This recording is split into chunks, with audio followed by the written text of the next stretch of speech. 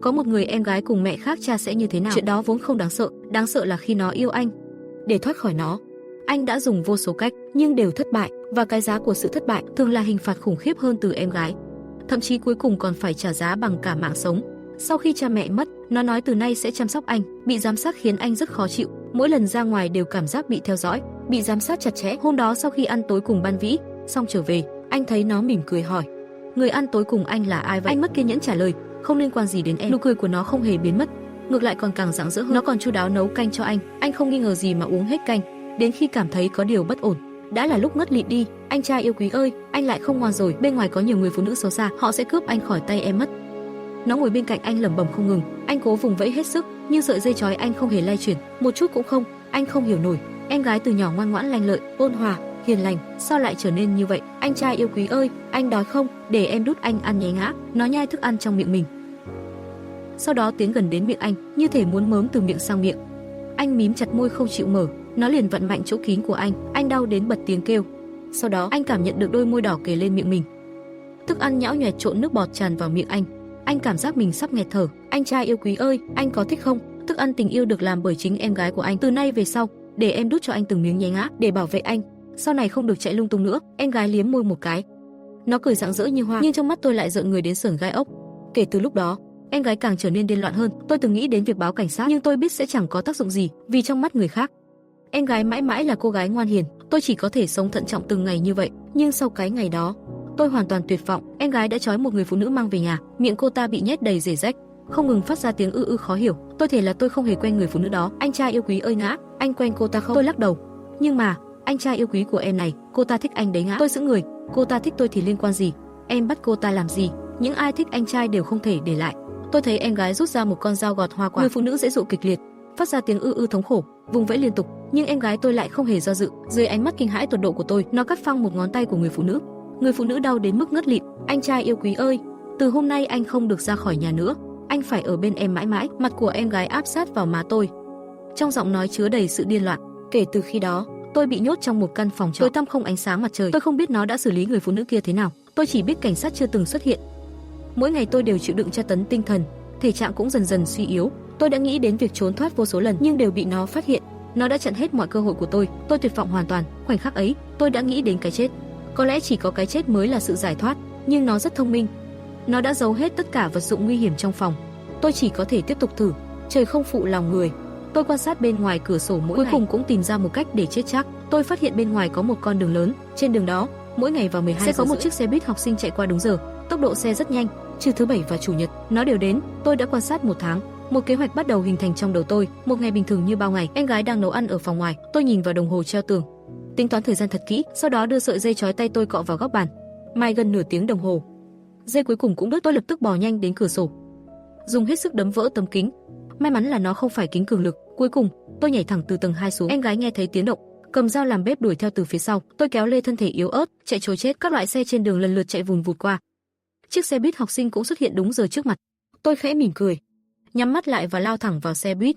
Tôi không biết việc này sẽ gây phiền phức lớn đến đâu cho người khác. Tôi cũng không biết khi sắp bị xe đâm chết, em gái đang ôm lấy tôi còn sống hay đã chết. Tôi chỉ biết rằng tôi đã được giải thoát, vậy thì để mọi thứ theo gió cuốn đi thôi. Nhưng không ngờ, sau khi chết, tôi chuyển sinh đến một thế giới khác, em gái cũng chuyển sinh theo. Thời gian trôi nhanh như nước, chớp mắt đã 16 năm trôi qua. Tôi tựa mình vào gốc cây lớn, nhẹ nhàng thở dài một hơi. Dù đã sống ở thế giới này 16 năm và dần quen thuộc, nhưng mỗi khi màn đêm buông xuống, tôi lại không khỏi nhớ về quê nhà. Đúng lúc đó, một bóng người xuất hiện trên bầu trời. Là một thiếu nữ tóc trắng, làn da trắng hơn cả tuyết, vẻ đẹp tuyệt trần khiến người khác nghẹt thở. Đôi mắt đỏ rực đầy ma mị cuốn hút, trên mặt là nụ cười bệnh hoạn quái dị. Tận sâu trong lòng tôi bất giác rung động. Tôi vội vàng tránh ánh mắt ấy, không dám nhìn thẳng vào nàng. Hai người đứng đó, im lặng không nói gì, vừa xa lạ đến thế, lại vừa quen thuộc lạ kỳ. Giang Sơ Tuyết nở nụ cười, anh trai yêu quý ngã, 17 năm rồi, cuối cùng em cũng tìm thấy anh. Tôi sững sờ kinh hãi, dù đã 17 năm không gặp, dù ngoại hình đã thay đổi đến mức khó nhận ra, nhưng nàng vẫn nhận ra tôi ngay lập tức. Nàng chính là em gái kiếp trước của tôi, Giang Sơ Tuyết. Tâm trí tôi rối loạn, cuối cùng chỉ còn lại một suy nghĩ, chạy. Nhưng tôi chỉ là một vũ giả cấp nội môn nhỏ bé, sao có thể thoát khỏi đôi mắt của một tiên thiên vũ giả? Đi đâu vậy, anh trai yêu quý ngã? Đi theo em đi, Giang Sơ Tuyết nhẹ giọng nói. Tôi không đáp lại nàng, chỉ cúi đầu trầm ngâm. Giang Sơ Tuyết buồn bã nói, anh trai, chúng ta bây giờ đâu còn quan hệ huyết thống nữa, cũng không còn bị trói buộc bởi đạo lý luân thường. Tại sao anh vẫn không chịu chấp nhận em? Ngay sau đó nàng bật cười điên dại, hôm nay, dù thế nào em cũng phải mang anh đi, gặp lại nhau rồi. Mọi thứ vẫn y nguyên như cũ. Tôi bất ngờ ngẩng đầu. Tiểu Tuyết rồi sẽ ổn thôi. Giang Sơ Tuyết ngẩn người, một câu nói ngắn ngủi, dường như chạm đến tận linh hồn nàng. Lợi dụng lúc Giang Sơ Tuyết ngây người, tôi vội vận khí, thúc giục nội lực và bỏ chạy vào trong thành. Giang Sơ Tuyết sực tỉnh, nhưng nàng không đuổi theo, ngược lại đứng yên tại chỗ, khẽ lẩm bẩm, anh trai yêu quý hả, anh không chạy thoát được đâu. Tôi chạy khoảng 1 khắc đồng hồ, cuối cùng đến được chân núi Linh Vũ, ngoảnh đầu lại, phía sau không có ai. Lúc này tôi mới thở phào nhẹ nhõm. Đột nhiên, một giọng nói khàn khàn vang lên, sao không chạy nữa? Toàn thân tôi lập tức cứng đờ. Tôi lập tức đảo mắt quan sát xung quanh. Một nam nhân trẻ mặc hắc bào từ từ bước tới.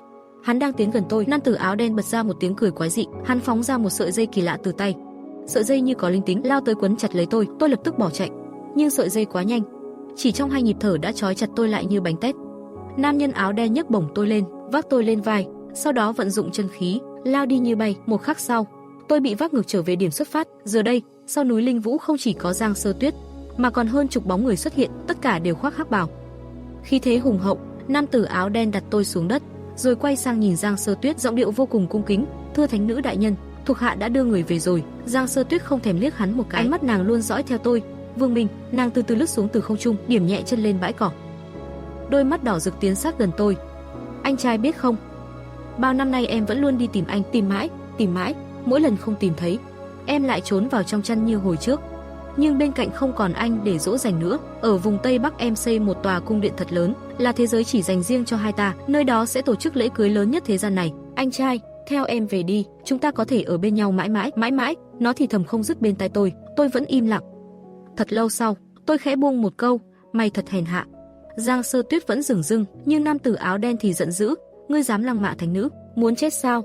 Vừa dứt lời, một luồng năng lượng kỳ dị đột nhiên phát ra từ cơ thể hắn, chỉ trong chớp mắt, hắn hóa thành một vũng máu, một vũ giả hậu thiên, vậy mà trong khoảnh khắc đã tan biến khỏi nhân gian. Đám người áo đen như câm như hến, tất cả đều sợ hãi nhìn Giang Sơ Tuyết, rõ ràng tất cả đều là do nàng ra tay.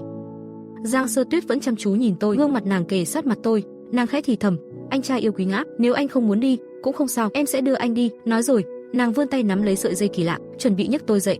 Bất ngờ, một mũi trường thương trắng kèm theo tiếng long ngâm vang vọng, đâm tới như sấm sét, ngăn cách tôi và Giang Sơ Tuyết. "Đừng hòng làm hại đệ tử ta, có một người em gái cùng mẹ khác cha thì sao? Điều đó vốn không đáng sợ là khi cô ta lại yêu anh. Để thoát khỏi cô ta, anh đã dùng vô số cách, nhưng đều thất bại, và hậu quả của những lần thất bại chính là những hình phạt khủng khiếp hơn từ em gái, thậm chí cuối cùng còn phải trả giá bằng cả mạng sống." Giang Sơ Tuyết nhíu mày nhìn người vừa đến, chỉ thấy một trung niên cầm thương đứng sừng sững, khí thế vô cùng đáng sợ. Vương Hồng Chi cõng tôi trên vai, quay sang quát lớn, "Muốn sống thì cút ngay cho ta." Đám người áo đen đều e ngại nhìn Vương Hồng Chi, ông ta lập tức vận khí, thúc chân khí, cõng tôi nhanh chóng rời khỏi nơi đó. Đột nhiên, một luồng hắc khí kỳ dị bắn ra từ lòng bàn tay của Giang Sơ Tuyết, trong lúc Vương Hồng Chi không hề hay biết, luồng khí ấy đã chui vào cơ thể Giang Sơ Tuyết. Lặng lẽ nhìn theo bóng lưng hai người họ rời đi, trên lòng bàn tay nàng hiện lên một ấn ký mờ ảo. Nàng nở nụ cười quyến rũ đầy tà khí, "Anh chạy không thoát đâu." Nửa canh giờ sau, hai người chỉ còn cách Tây Môn thành Khâm Châu 10 dặm. Thành chủ đang trấn thủ tại đó, chỉ cần đến nơi là có thể nhận được sự giúp đỡ. Nhưng bất ngờ có một nhóm người xuất hiện phía trước, buộc Vương Hồng Chi phải dừng bước lần nữa. Đứng đầu là Giang Sơ Tuyết, bên cạnh nàng là 7 người áo đen. Một người đạt trung kỳ tiên thiên cảnh, 2 người sơ kỳ tiên thiên, 5 người hậu thiên. Tôi lên tiếng, "Cha nuôi, đặt con xuống đi.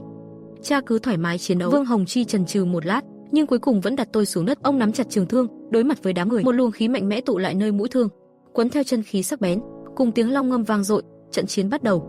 Một nén nhang sau, Vương Hồng Chi thân đầy thương tích, bị 7 người vây quanh. Giang Sơ Tuyết nhân lúc ấy vòng qua, chuẩn bị bắt đi Vương Minh. Thấy vậy, Vương Hồng Chi nổi giận, chân khí khủng khiếp bộc phát từ cơ thể, thân thương hóa thành một con tử long bay vút lên trời, mang theo vô số mũi nhọn thép giáng mạnh xuống đất. Trong chớp mắt hất văng cả 7 người, ông liền đâm một thương về phía Giang Sơ Tuyết, nhưng nàng dễ dàng né tránh, nhanh chóng cõng tôi bỏ chạy về hướng khác. Giang Sơ Tuyết đứng nguyên tại chỗ, nheo mắt nhìn theo bóng dáng Vương Hồng Chi, trong mắt tràn đầy sát khí nồng đậm. Hơn nửa canh giờ sau, tôi đã trở về Vương phủ. May mắn là nơi này không có người áo đen. Tôi mở tấm ván sàn, lấy ra chiếc chìa khóa, mở cánh cổng lớn của Vương phủ. Tôi đảo mắt quan sát một vòng và tìm thấy cây thương bạc quen thuộc. Tôi khẽ chạm vào thân thương, cảm giác như lòng được an ủi đôi chút. Bất ngờ, trong đại sảnh vang lên một âm thanh lạ. Tôi lập tức cảnh giác. Ngay sau đó, một giọng nữ trong trẻo vang lên. Một giọng nói vang lên phía sau tôi, "Anh trai yêu quý ngã, anh đang nhìn gì thế?" Tôi giật mình lùi lại, quay người nhìn về phía sau, rõ ràng là em gái tôi, thánh nữ của ma giáo, Giang Sơ Tuyết. Nhưng lúc này, nỗi sợ với Giang Sơ Tuyết trong tôi đã giảm đi nhiều. Tôi không chút sợ hãi mà lớn tiếng chất vấn, "Cha tôi đâu?" "Chết rồi." Giang Sơ Tuyết đáp nhẹ như không. "Những kẻ ngăn cản em được ở bên anh trai đều phải chết." Tôi không tin, Tôi tiếp tục chất vấn, lẽ nào chị ra tay? Giang Sơ Tuyết bỗng cười tà mị, hi hi. Anh trai yêu quý hả? Hiếm khi thấy anh mất bình tĩnh thế này, anh chưa từng đối xử như thế với em bao giờ. Tôi hỏi chị, có phải chị ra tay? Em đã ném ông ấy đến nơi mà anh vĩnh viễn không tìm thấy được. Câu đó như sét đánh ngang tai tôi lặng người không nói nổi lời nào. Một lúc sau, tôi gầm lên, Giang Sơ Tuyết, chết sống gì ta cũng sẽ quyết liệt với ngươi. Giang Sơ Tuyết khẽ thở dài, giơ tay lên, một luồng khí vô hình nhấc bổng tôi lên khỏi mặt đất. Nàng thở dài, anh trai à, sao anh vẫn yếu ớt như vậy? Đừng cãi nữa, về nhà với em đi, cả đời này em chỉ yêu một mình anh. Nói xong, nàng chuẩn bị nhấc tôi rời khỏi nơi đó. Đột nhiên, một luồng kiếm quang chói lóa lao thẳng đến nàng. Tốc độ cực nhanh, ẩn chứa sát khí mãnh liệt. Giang Sơ Tuyết lập tức vận toàn bộ chân khí, miễn cưỡng né được trong tích tắc. Kiếm quang tan biến thành một thanh tiểu kiếm màu xanh, nó bay lượn quanh người Giang Sơ Tuyết, chính là kiếm hoàn mà sư phụ để lại cho tôi. Trước đó tôi không dám dùng vì sợ làm hại đến cha, nhưng giờ đây, kẻ mạnh nhất ở đây là Giang Sơ Tuyết. Trong tình thế nguy cấp tôi đành phải sử dụng. Nhờ kiếm hoàn cản bước Giang Sơ Tuyết, tôi nhân cơ hội thoát khỏi thành trong một nén nhang. Tôi tìm thấy Lâm Cửu Đông dưới một gốc cây lớn. 2 canh giờ sau, hai người đã trốn đến trấn Bách Điểu. Lâm Cửu Đông thấy sắc mặt đồ đệ u ám, trên đường chẳng nói lời nào, liền hỏi tôi chuyện gì đã. Tôi chỉ lắc đầu, không đáp. Tôi lặng lẽ bước vào một tiệm quan tài, mua một cỗ quan tài và một cái xẻng, sau đó vác quan tài rời khỏi thị trấn. Lâm Cửu Đông lặng lẽ theo sau. Tôi dập đầu 3 cái thật mạnh, cha nuôi. Con không biết cha còn sống hay đã chết, nhưng Tiểu Tuyết, khả năng Giang Sơ Tuyết nói dối là rất thấp. Ít nhất trước giờ em ấy chưa từng lừa con. Nhưng cha yên tâm, con nhất định sẽ báo thù cho cha. Tôi quay sang nhìn Lâm Cửu Đông, nghiêm túc nói, sư phụ, nếu con muốn đạt đến cảnh giới tiên thiên trong 5 năm, có khả thi không? Có. Lâm Cửu Đông gật đầu thật mạnh. Ông ta trầm giọng, đi thôi, theo ta về tông môn, trong vòng 5 năm, ta đảm bảo ngươi sẽ vào tiên thiên. Trước khi rời đi, tôi liếc nhìn về phía thành Khâm Châu, bất chợt mỉm cười, nụ cười có chút kỳ quái, pha lẫn một tia tà khí. Tiểu Tuyết, em gái yêu quý của anh, yên tâm, anh sớm muộn gì cũng sẽ đến tìm em. 5 năm thoáng cái đã trôi qua, tôi nhìn về thành trì phía trước, khựng lại. Tôi biết mình đã đến đất Tây Bắc, nước Bắc Minh. Góc Bắc Minh Huyệt, Giang Sơ Tuyết ngồi trên ngai vàng, đột nhiên nhìn về phía trước, như đang suy nghĩ điều gì. 1 canh giờ sau, ngoài đại điện Huyệt giáo Bắc Minh, hơn 10 tên hộ vệ áo đen canh giữ ngoài cửa điện, nhìn thấy một nam tử trẻ tuổi đi thẳng đến, lập tức cảnh giác cao độ. Người đứng trước mặt họ, tóc đen, da đồng đỏ, khí thế bức người. Toàn thân hắn toát ra một luồng khí tức tà dị không thể nói rõ. Tuy vậy, đám hộ vệ đều là kẻ từng trải, không hề hoảng loạn chút nào. 2 người trong số đó tiến lên chặn đường hắn, còn lớn tiếng quát, nơi này đang tổ chức nghi thức. Tôi dừng bước, ánh đỏ trong mắt tôi càng trở nên rực rỡ. Tôi khàn giọng hỏi, Giang Sơ Tuyết, nàng có ở bên trong? Tôi đến để tìm nàng. Vừa dứt lời, một tên hộ vệ áo đen giận dữ, to gan, thanh nữ đại nhân sao có thể gọi thẳng tên như vậy? Nói rồi, hắn túm lấy cánh tay tôi, định bắt tôi rời khỏi. Nhưng tôi giờ đây đã không còn là kẻ yếu đuối ngày xưa, dễ dàng thoát khỏi sự khống chế, bước lên một cách bình thản.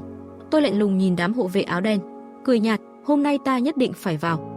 Nếu các ngươi cản ta, thì phải chết. Đám hộ vệ nghe vậy, lập tức vào thế sẵn sàng chiến đấu. Tốt lắm, hôm nay coi như trả thù cho vô số oan hồn của thành Khâm Châu. Ngay khi tôi động niệm, thanh kiếm tùy phong bay khỏi vỏ, rơi thẳng vào tay, đồng khí phát ra rực rỡ. Tới đây, tôi hét lớn, đám hộ vệ liền tản ra. Một người nhảy lên cao, vung thương bổ xuống. Một người khác lập tức xuất hiện phi tiêu, những người còn lại phối hợp ăn ý, bao vây tôi từ nhiều hướng, kẻ nào cũng là cao thủ. Nhưng tôi giận dữ, trường kiếm trong tay sáng rực, tôi lập tức tung người, tốc độ nhanh như điện chớp, lướt một cái là tới nơi. Kiếm quang lóe lên, 2 cái đầu lập tức rơi xuống. Những tên còn lại khi thấy sức mạnh đó đều hoảng sợ tột độ, bọn chúng nhìn nhau, nhưng không còn đường lui, đành phải liều chết xông lên. Cửa điện dần bị máu nhuộm đỏ. Một khắc sau, Giang Sơ Tuyết đang ngồi nhắm mắt trên ngai vàng, nghe thuộc hạ báo cáo, vẻ mặt đầy khó chịu. Bỗng nhiên, nàng ngửi thấy một mùi máu tanh quen thuộc.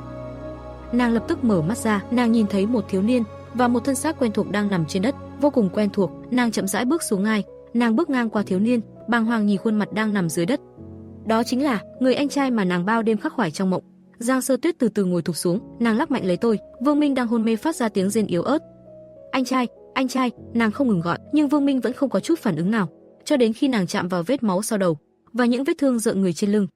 Một dự cảm xấu trào dâng trong lòng nàng áp tay lên mũi tôi, phát hiện hơi thở đã vô cùng yếu ớt, yếu đến mức gần như không còn. Từ sâu trong tim nàng dâng lên nỗi đau xé ruột gan.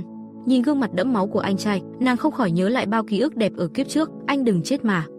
Giang Sơ Tuyết nằm sấp trên người tôi, khóc không thành tiếng. Thiếu niên đứng đó không nhúc nhích, có thể nói là không dám cử động, cũng chẳng dám thở mạnh. Bản năng mách bảo hắn, mạng mình có thể không giữ được. Giang Sơ Tuyết đột nhiên đứng dậy, đôi mắt băng giá, giọng nói lạnh lẽo bùng lửa giận. Nàng hỏi thiếu niên, là ai làm? Thiếu niên sợ đến nghẹn họng, hắn từ từ ngẩng đầu, trí óc xoay chuyển, vội nghĩ ra một lời nói dối. Lúc bọn họ giao đấu với tiền bối thì bị thương, khi tôi đi ngang qua, họ đều đã bị giết bởi anh ta cũng ngất dưới đất. nên tôi mới đưa anh ta về vậy đây. À, Giang Sơ Tuyết như thể tin rồi, nàng nói, làm tốt lắm. Ngươi có thể rời đi. Thiếu niên nghe vậy mừng rỡ, vội vàng đứng dậy, chuẩn bị rời khỏi đại điện, nhưng khi chỉ còn cách cửa một bước, nét mặt hắn lập tức cứng đờ. Một luồng năng lượng kỳ dị bỗng bùng nổ từ cơ thể hắn. Trong chớp mắt, thiếu niên hóa thành một vũng máu. Kiếp sau nhớ nghĩ ra lý do tốt hơn nhé. Giọng Giang Sơ Tuyết lạnh buốt như gió mùa đông tháng chạp, lạnh đến thấu xương. Xử lý xong thiếu niên xong, Giang Sơ Tuyết bế lấy Vương Minh, nàng bế tôi vào tầm cung của mình. Sau khi đặt Vương Minh lên giường, Giang Sơ Tuyết lấy ra một chiếc bình sứ trắng từ tủ, nàng đổ ra một viên đan dược từ trong bình và nhét vào miệng tôi. Một lúc sau, viên thuốc vẫn mắc nơi miệng, không thể nuốt xuống được, chắc vì hôn mê nên không thể nuốt vào. Giang Sơ Tuyết nhanh chóng nhận ra nguyên nhân, nàng suy nghĩ một lát, rồi mở miệng anh trai ra lần nữa, dùng hai ngón tay kẹp viên đan dược ra ngoài.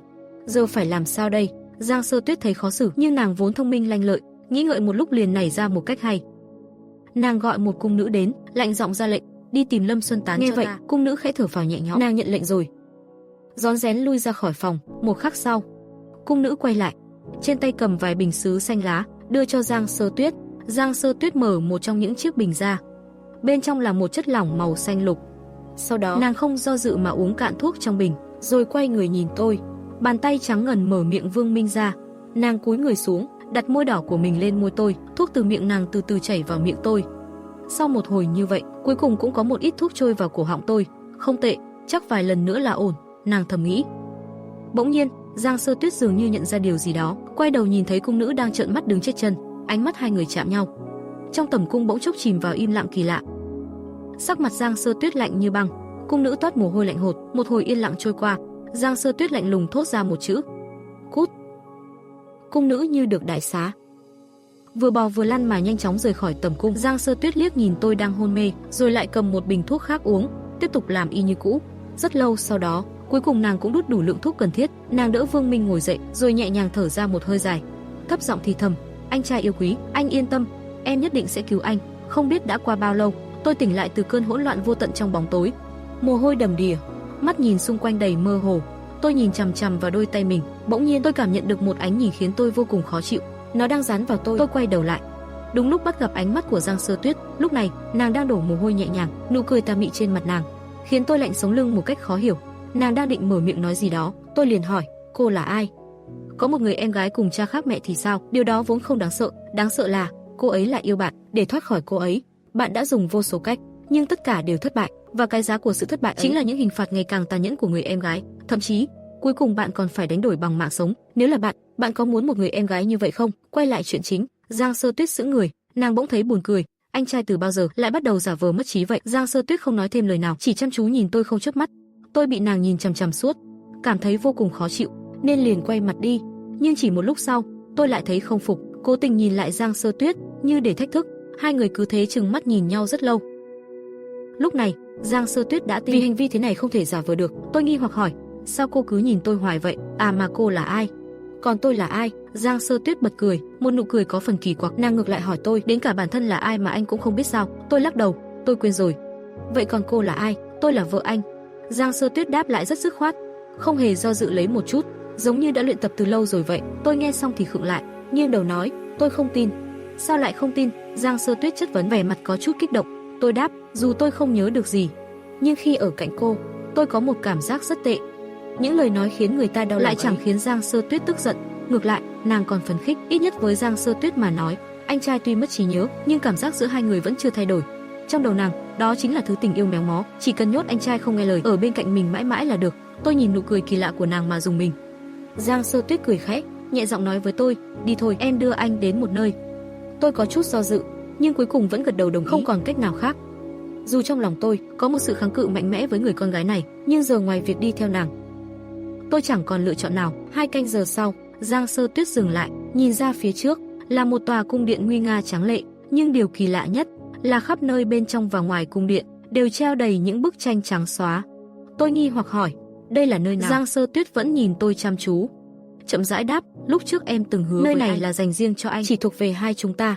Chúng ta có thể tổ chức một hôn lễ long trọng nhất tại đây. Khoan, tôi giơ tay ngắt lời. Tôi vẫn không tin cô là vợ tôi, trừ khi cô có bằng chứng. Tôi không có bằng chứng, cũng không cần bằng chứng. Giang Sơ Tuyết nắm lấy tay tôi, mỉm cười: anh vượt cả ngàn dặm để đến tìm em, vậy chẳng phải là số mệnh an bài sao? Tôi nghiêm túc suy nghĩ một chút, vẫn cảm thấy bản thân không phải loại người như vậy. Tôi định gỡ tay Giang Sơ Tuyết ra, nhưng bất chợt phát hiện tay mình bị nàng siết rất chặt, không tài nào thoát được. Cô làm gì vậy? Tôi hoảng sợ hỏi. Tôi cố sức kéo tay ra khỏi tay nàng. Thấy tôi phản kháng, vẻ mặt Giang Sơ Tuyết dần trở nên dữ tợn. Anh lại muốn bỏ trốn nữa sao? Anh trai yêu dấu, anh định trốn đi đâu? Tại sao anh lại như vậy? Tại sao lại luôn không nghe lời? Tôi nhìn khuôn mặt điên dại của nàng, cảm giác sợ hãi dâng trào trong lòng. Tôi ngồi sụp xuống đất, không thốt nên lời. Một lúc lâu sau, Giang Sơ Tuyết mới dần bình tĩnh lại. Nàng dịu giọng an ủi. Xin lỗi, chỉ là em quá yêu anh thôi. Đi thôi, em dẫn anh đi xem một thứ. Tôi không đáp lời, chỉ đứng dậy, lặng lẽ đi theo sau lưng Giang Sơ Tuyết. Nàng dẫn tôi tới một cánh cửa bên trong cung điện, bước vào từ cửa hông. Trước mắt hiện ra là một căn phòng nữ nhi. Trên tường có một bức tranh vẽ, hai đứa trẻ, một trai một gái quanh chiếc bánh có 3 cây nến. Phía trên tranh còn có mấy con số viết tay, 11. Anh thấy bức tranh thế nào? Giang Sơ Tuyết hỏi tôi. Trên mặt nàng là nụ cười vui vẻ. Xấu thật đấy. Giang Sơ Tuyết sững người, rồi phá lên cười khúc khích. Nàng cười đến rung cả người. Em cũng thấy xấu thật, nhưng hồi đó anh vẽ còn xấu hơn. Tôi ngơ ngác. Tôi từng vẽ tranh sao? Tôi lắc đầu, giải thích. Tôi không nhớ gì cả, chỉ là tôi cảm thấy mấy con số kia không nên viết như vậy. Giang Sơ Tuyết tỏ ra hứng thú, đôi mắt sáng rực lên. Vậy thì nên viết sao? Cho tôi mượn cây bút được không? Được chứ. Giang Sơ Tuyết lấy từ trong ngăn tủ ra một cây bút đưa cho tôi. Tôi cầm lấy bút, bước đến trước bức tranh. Tôi thêm một con số 2 vào giữa dãy số. Dãy số ban đầu là 112, giờ đã biến thành 1212. Ha ha, tôi đặt bút xuống, quay sang cười với Giang Sơ Tuyết. Giờ thì thấy dễ chịu hơn nhiều. Thấy tôi cười vui vẻ như vậy, Giang Sơ Tuyết cũng bật cười theo. Hai anh em cứ thế ngồi đó cười ngốc nghếch, nhưng đang cười dở. Giang Sơ Tuyết lại bật khóc. Thấy nàng khóc, trong lòng tôi bỗng thấy khó chịu lạ kỳ. Tôi vội vã bước tới, vỗ nhẹ vai nàng an ủi. Này, sao vậy? Đừng khóc mà. Một lúc sau, Giang Sơ Tuyết lau khô nước mắt, âm thầm nhìn tôi chằm chằm. Trong ánh mắt nàng là một cảm xúc khó diễn tả. Tôi bị nàng nhìn mà thấy rờn rợn. Giang Sơ Tuyết chợt hỏi, em đã kể anh nghe chuyện này chưa nhỉ? Hả? Tôi suýt không hiểu nàng đang muốn nói gì. Nhưng Giang Sơ Tuyết đã bắt đầu kể. Ngày xưa, có một người anh và một người em gái. Họ từ nhỏ đã rất thân thiết. Dù gia cảnh nghèo khó, có thứ gì ngon hay quý, người anh đều chia hết cho em gái. Bề ngoài em gái luôn tỏ ra vui vẻ, nhưng trong lòng lại chẳng hề hạnh phúc. Nàng không thích tình yêu bất công như thế. Tại sao chỉ có anh yêu em, mà em lại không thể yêu lại anh? À đúng rồi, cô em gái ấy tên là Giang Sơ Tuyết. Anh có biết vì sao tên nàng là Sơ Tuyết không? Bởi vì nàng sinh vào ngày 12 tháng 12, cũng là ngày có trận tuyết đầu tiên trong năm. Vậy nên mẹ mới đặt tên nàng là Giang Sơ Tuyết. Giang Sơ Tuyết kể chuyện rất nhanh, có chút lan man. Tôi nghe mà cứ ngẩn ra, nhưng Giang Sơ Tuyết chẳng buồn để ý tôi có nghe rõ hay không. Nàng chỉ như đang giãi bày một loại cảm xúc. Anh trai đúng là chính sinh nhật của mình thì không bao giờ nhớ nổi, nhưng lại luôn nhớ sinh nhật của em gái. Đến sinh nhật của mình còn phải để em gái chuẩn bị. Này, anh nói xem có ngốc không? Em gái mãi mới lớn được một chút thì anh trai lại bắt đầu giữ khoảng cách. Em gái rất buồn đấy, vì bao nhiêu năm nay chỉ biết nhận tình yêu từ anh, mà khi em lớn rồi lại chẳng còn cơ hội để đáp lại tình yêu ấy. Sau đó, em gái nghĩ ra một cách có thể yêu anh mãi mãi, nhưng anh lại không chịu chấp nhận. Anh luôn muốn chạy trốn. Anh nói xem, tại sao vậy? Câu chuyện của Giang Sơ Tuyết kết thúc. Tôi ngồi đơ ra đó, không nhúc nhích, cúi đầu, trầm ngâm suy nghĩ điều gì đó. Giang Sơ Tuyết vẫn lặng lẽ nhìn chằm chằm vào tôi, như thể muốn tìm ra điều gì từ vẻ mặt tôi. Một lúc lâu sau, tôi ngẩng đầu hỏi, người em gái trong câu chuyện có phải là cô, còn người anh là tôi đúng không? Giang Sơ Tuyết bật cười, ha ha ha, nụ cười đầy tà khí. Nàng lắc đầu, không phải đâu. Vậy chúng ta là quan hệ gì? Tôi không cam lòng, tiếp tục hỏi. Vợ chồng.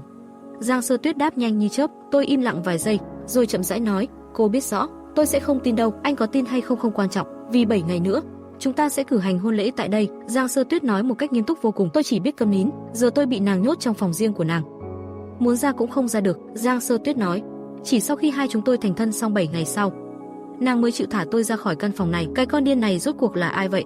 Biến thái đến phát khiếp. Tôi không nhịn được mà buột miệng chửi thề. Tôi nằm trên giường, nhìn lên trần nhà, lại đưa tay lên chắn trước mắt, khẽ hỏi, rốt cuộc ta là ai? Tại sao lại quên hết, quên cả nàng là ai? Tôi ôm lấy đầu, nghĩ không ra. Một lúc sau, tôi nhìn bức tranh kia, lại bất giác nhớ tới câu chuyện Giang Sơ Tuyết kể. Tại sao tôi lại vô thức viết thành số 12? 12, đó chẳng phải là ngày sinh nhật của nàng sao? Tôi và nàng rốt cuộc có quan hệ gì? Ai? Tôi vội vàng lắc đầu, kéo tâm trí quay lại. Mình đang nghĩ linh tinh gì vậy chứ? Huyền Cơ lật người trên giường, bỗng cảm thấy trong quần áo hình như có vật gì đó cứng cứng. Cái gì thế? Tôi đưa tay lục trong áo. Một lát sau, ở chỗ ẩn nhất trong lớp áo, tôi tìm được một viên châu. Tôi đặt viên châu lên lòng bàn tay. Châu có màu xanh nhạt, tròn và bóng, rắn chắc vô cùng. Tại sao tôi lại giấu viên châu này trong người? Tôi thấy rất khó hiểu. Tôi nhét châu thiên thảo vào miệng, cắn thử một cái, rồi lập tức nhả ra. Xác định rồi, cái này không ăn được. Bất chợt tôi dùng mình một cái, kinh hoàng tự hỏi, sao sau khi mất trí nhớ, mình lại càng lúc càng ngu vậy trời. Bạn có một người em gái cùng cha khác mẹ thì sao? Chuyện đó vốn chẳng đáng sợ là nàng ấy lại thích bạn. Để thoát khỏi nàng, bạn đã dùng đủ mọi cách, nhưng đều thất bại. Mà hậu quả của thất bại là bị em gái trừng phạt ngày càng nghiêm trọng hơn, thậm chí cuối cùng bạn còn phải trả giá bằng mạng sống.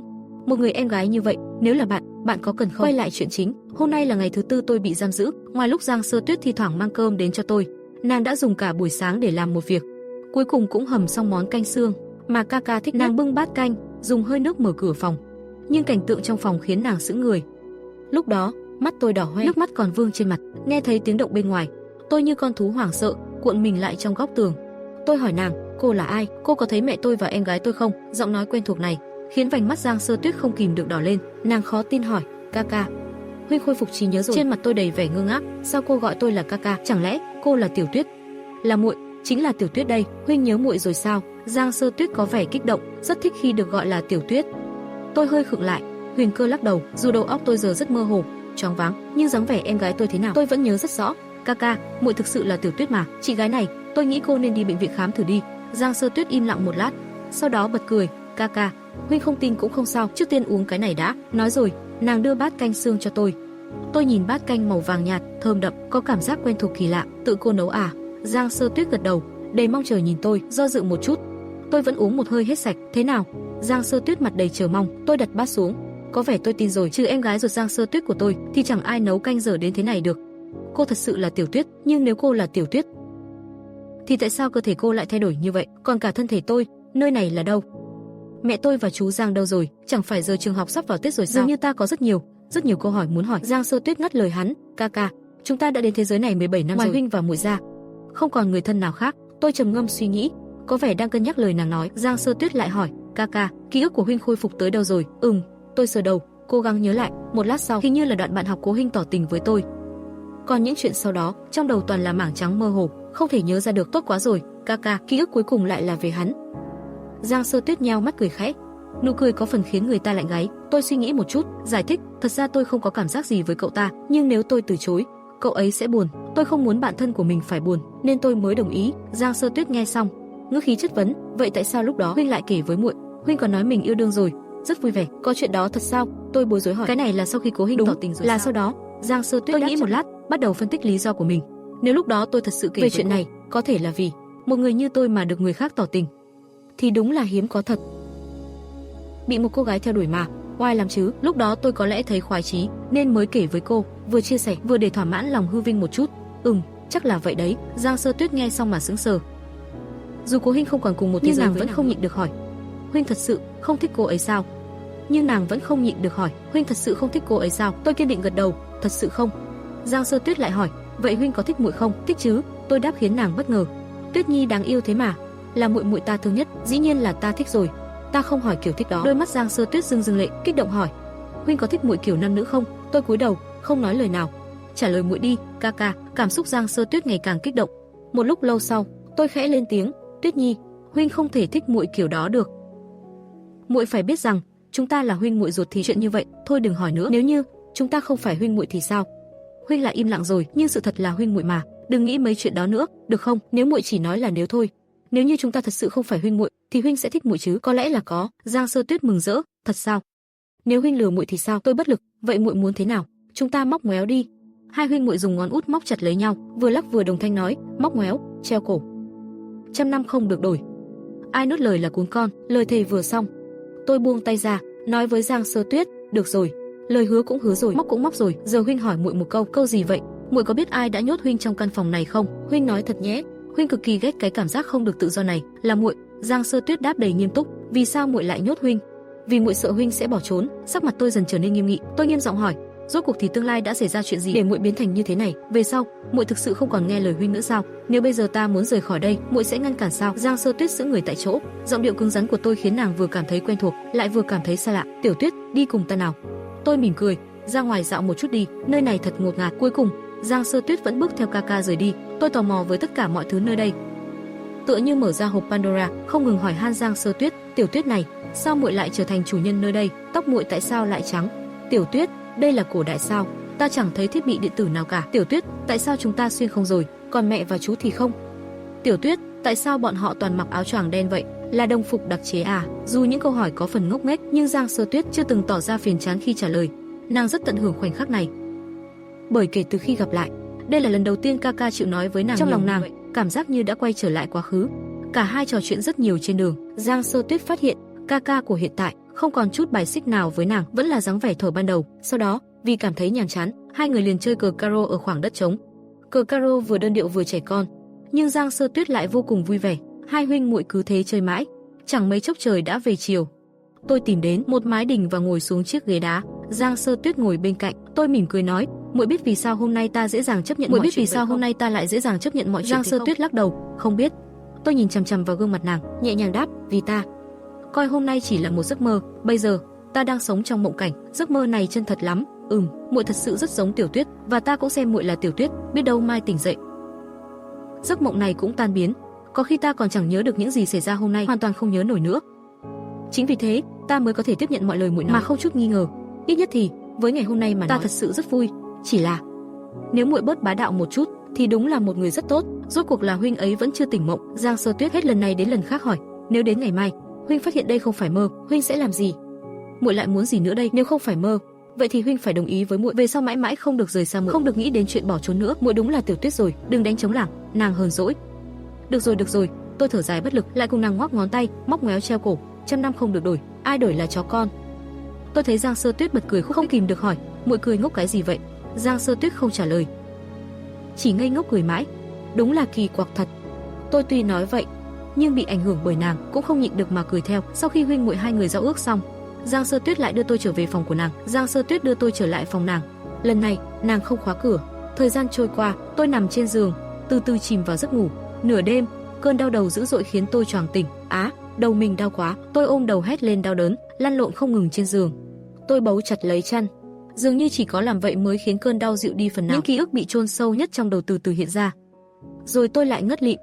Sáng hôm sau, tôi tỉnh lại, nhìn xuống đôi tay mình, trong lòng đầy hoang mang, không biết phải làm gì. Tôi run rẩy thì thầm, hắn còn ở đây không?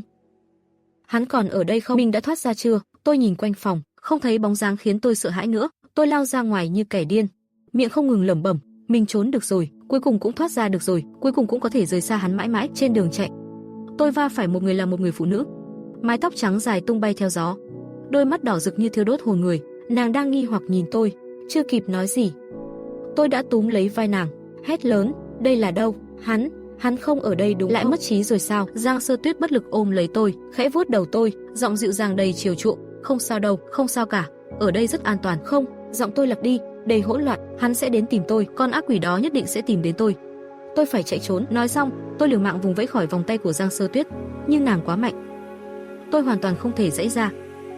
Ác quỷ đó là ai? Giang Sơ Tuyết hỏi tôi. Hắn là... Tôi dường như rất sợ cái tên đó, cả người run rẩy không thôi. Tôi phải đi, buông tôi ra. Giang Sơ Tuyết dịu dàng trấn an, ở đây rất an toàn, nói cho ta biết hắn là ai. Ta nhất định sẽ bảo vệ ngươi. Tôi không muốn nhớ lại cái tên ấy, trong lòng đầy giằng xé, nhưng cuối cùng vẫn run giọng nói ra, con ác quỷ đó chính là em gái tôi, Giang Sơ Tuyết. Nó luôn giam giữ tôi tuyệt đối không thể để nó tìm thấy. Giang Sơ Tuyết trầm mặc, rồi đột nhiên nở một nụ cười kỳ dị. Yên tâm đi, chỉ cần ngươi ở bên ta mãi mãi, thì em gái ngươi sẽ vĩnh viễn không bao giờ tìm thấy ngươi. Thật chứ? Tôi lộ rõ vẻ mừng rỡ, kích động hỏi, vậy tôi phải làm gì? Giang Sơ Tuyết chậm rãi nói, ngày mai cưới ta, được không?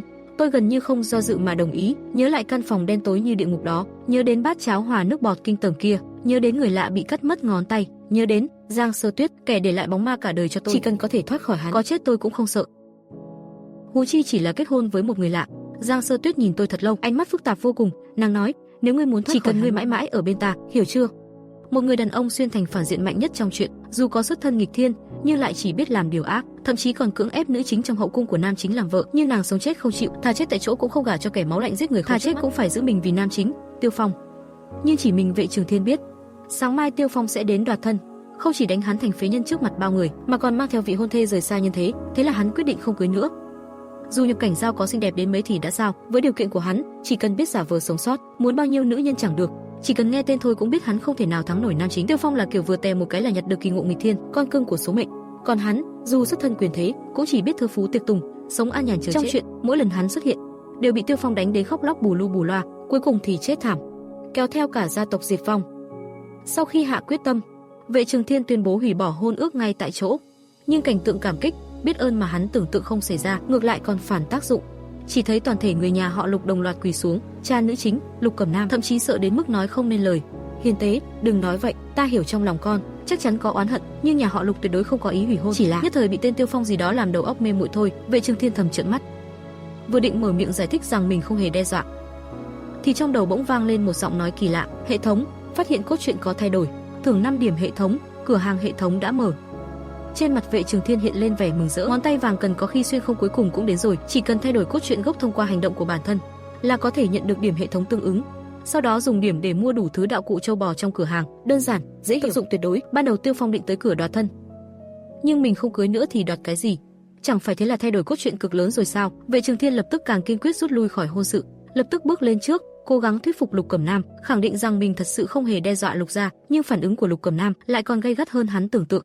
Công tử Vệ xin hãy tha cho Lục gia chúng tôi, chuyện đùa này chúng tôi gánh không nổi, cầu xin người hãy thu hồi lời rút hôn đi, nếu không chúng tôi thà quỳ chết tại đây. Lúc này, những người khác của Lục gia cũng phản ứng lại, một thời gian ngắn sau, khắp nơi đều vang vọng tiếng cầu xin, gào khóc, nghe mà nhức cả đầu.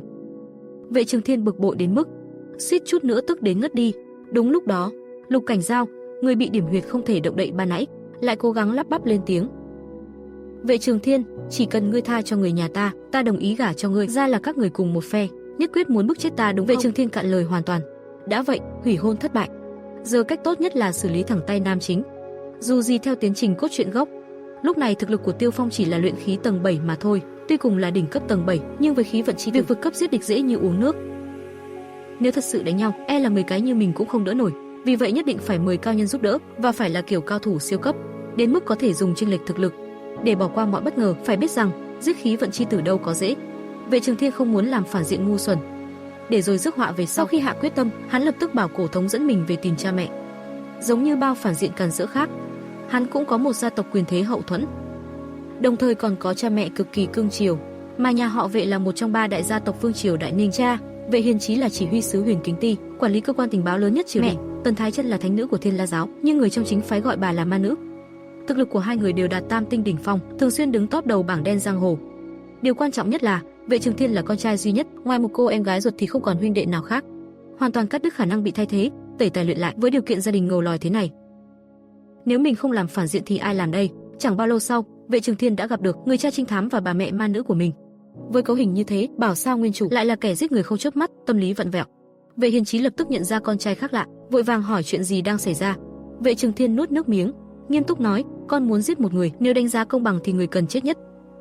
Thật ra là Vệ Trường Thiên, đại ma đầu chính hiệu, nhưng mà khổ nỗi, người xuyên qua chính là mình, đã không đổi được thân phận, thì chỉ đành ủy khuất Tiêu Phong đi gặp ông bà. Sắc mặt Tần Thái Chân lúc này cũng trở nên nghiêm nghị, có thể khiến con mình nghiêm túc như thế, người bị giết chắc chắn không đơn giản, nếu không thì đã sớm giết quách đi rồi. Thế nhưng khi biết người con định giết là Tiêu Phong, nhưng khi biết con mình định giết Tiêu Phong, Vệ Hiền Chí lập tức sững người, nói không nên lời. Ông đã sớm cử người điều tra rồi, chẳng bao lâu nữa hắn sẽ biến thành xác chết thôi. Vệ Trường Thiên lại không yên tâm, ngày mai Tiêu Phong sẽ đến cướp dâu rồi, thế là hắn không nói nhiều, tuôn ra luôn nội dung cốt truyện. Vệ Hiền Chí không truy hỏi chi tiết thêm, chỉ bảo rằng ngày mai sẽ điều động một nhóm tinh anh từ Huyền Kính Ti, nếu Tiêu Phong đến cướp dâu sẽ bắt hắn đi không có đường về. Nhưng với sự đảm bảo của cha, Vệ Trường Thiên vẫn chưa thấy yên tâm, bắt buộc phải để cha mẹ tự mình ra tay. Sau khi từ biệt cha mẹ, hắn quay lại phòng nghiên cứu hệ thống. Trong kho hàng của hệ thống đủ các loại công pháp, vũ khí, đan dược, chỉ có điều không có những bảo vật cấp thần tiên diệt trời hủy đất như chuyện huyền huyễn. Thế giới này sức mạnh cá nhân bị suy yếu rõ rệt, vì thế sức mạnh của thế lực càng quan trọng. Tiêu Phong dù sau này bước vào cảnh giới nhất phẩm tận đỉnh chưa từng có, nhưng có thể lật đổ Đại Ninh vương triều vẫn là nhờ vào tổ chức phá hiểu do hắn lập nên. Huyền Kính Tư Vũ của nhà Ngụy đã nhiều lần ra đấu đều bị thất thế. Xét về nguyên nhân, chẳng qua là hào quang nhân vật chính và việc ép yếu phản diện. Nhưng bây giờ mình đã xuyên không, việc ép yếu cũng không còn là vấn đề, chỉ cần ngày mai giết được Tiêu Phong thì mọi chuyện đều sẽ được giải quyết. Vệ Trường Thiên càng nghĩ càng phấn khích, nhưng lại đột nhiên bình tĩnh trở lại. Tuy kế hoạch của mình hoàn mỹ không kẽ hở, nhưng không thể đảm bảo không xảy ra biến số. Nhân vật chính làm gì cũng có khí vận gia trì. Mình tuy có hệ thống, nhưng đồ trong thương thành không phải miễn phí, vậy nên phải chuẩn bị thêm vài bước nữa. Thế là Vệ Trường Thiên trực tiếp đến một viện tử. Lộ Tĩnh Giao lúc này đang bị cha mình giam lỏng ở đây, nếu không phải nhà họ Lộ còn chút danh tiếng ở kinh thành, e rằng Lộ Tĩnh Giao đã sớm bị ép làm nha hoàn thân cận rồi. Thật đáng tiếc một tiểu thư khuê các như vậy lại nảy sinh tình cảm với kẻ tiện dân như Tiêu Phong. Dù sao thì theo mạch truyện, phàm là nữ nhân nhìn thấy nhân vật chính đều như chúng ta, hận không thể lập tức lao vào lòng hiến thân. Nếu phát triển theo đúng cốt truyện, thì ngày mai nàng sẽ bị Tiêu Phong cướp đi, sau đó tuyệt giao với nhà họ Lộ, cuối cùng trở thành hiền nội của nam chính, cùng với một đám chị em thất chí sống vui vẻ bên nhau. Tuy vậy, việc Vệ Trường Thiên cần làm lúc này là chuẩn bị ra tay trước, dù sao thì Lộ Tĩnh Giao trong nguyên tắc có khá nhiều đất diễn. Chỉ cần mình có thể hoàn toàn khống chế được hắn, thì chắc chắn sẽ kiếm được không ít điểm hệ thống. Nhìn tên đại ma đầu đó bước vào phòng, ánh mắt của Lộ Tĩnh Giao đầy oán hận và sợ hãi, chỉ là không có lấy một chút thiện cảm, chỉ nghĩ đến việc lát nữa tên cặn bã này sẽ trần truồng đè lên người mình. Hắn chỉ cảm thấy buồn nôn đến cực điểm, hận không thể lập tức cắn lưỡi tự sát, tiếc là hắn lại không thể làm được, xem như lấy thân thể vốn định dành cho Tiêu Phong, đổi lấy mạng sống của 180 người trong nhà họ Lộ vậy. Thế nhưng giây tiếp theo, hắn lại nghe được một câu mà cả đời này không ngờ tới, chỉ cần ngươi không muốn, ta sẽ không động vào ngươi. Đứng từ góc độ của Vệ Trường Thiên, bây giờ hắn hoàn toàn có thể chiếm đoạt Lộ Tĩnh Giao, nhưng làm vậy, hắn chỉ có thể chiếm được thể xác, tương lai biết đâu một ngày nào đó, nữ nhân này sẽ lấy cái chết để phản kháng. Vì vậy, chinh phục hoàn toàn mới là thượng sách.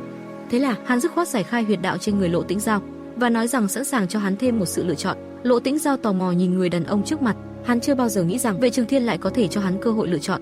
Vệ Trường Thiên dường như đã đoán được suy nghĩ của hắn, nói rằng nếu muốn bảo toàn cho nhà họ Lộ thì ngày mai phải ngoan ngoãn phối hợp hoàn thành hôn lễ, trong nửa năm lấy danh nghĩa vợ chồng, ở lại nhà họ Ngụy, nửa năm sau nếu nhất quyết rời đi thì cũng sẽ không cưỡng ép giữ lại. Lộ Tĩnh Giao rơi vào trầm mặc, một lúc lâu sau mới thấp thỏm ngẩng đầu lên, nhỏ giọng hỏi: "Vậy Tiêu Phong thì sao? Tôi phải làm gì thì ngươi mới chịu tha cho huynh ấy?" Vệ Trường Thiên thật sự không ngờ, đến lúc này rồi mà hắn vẫn còn nghĩ đến Nam Chính, nhưng hắn cũng hiểu Lộ Tĩnh Giao hỏi như vậy nhất định là vì cảm thấy Tiêu Phong không đấu lại mình, nên mới muốn dùng cách này để giữ mạng sống cho người trong lòng, nhưng điều đó chẳng khác gì mơ mộng viển vông. Vệ Trường Thiên không chút do dự trả lời: "Tiêu Phong phải chết."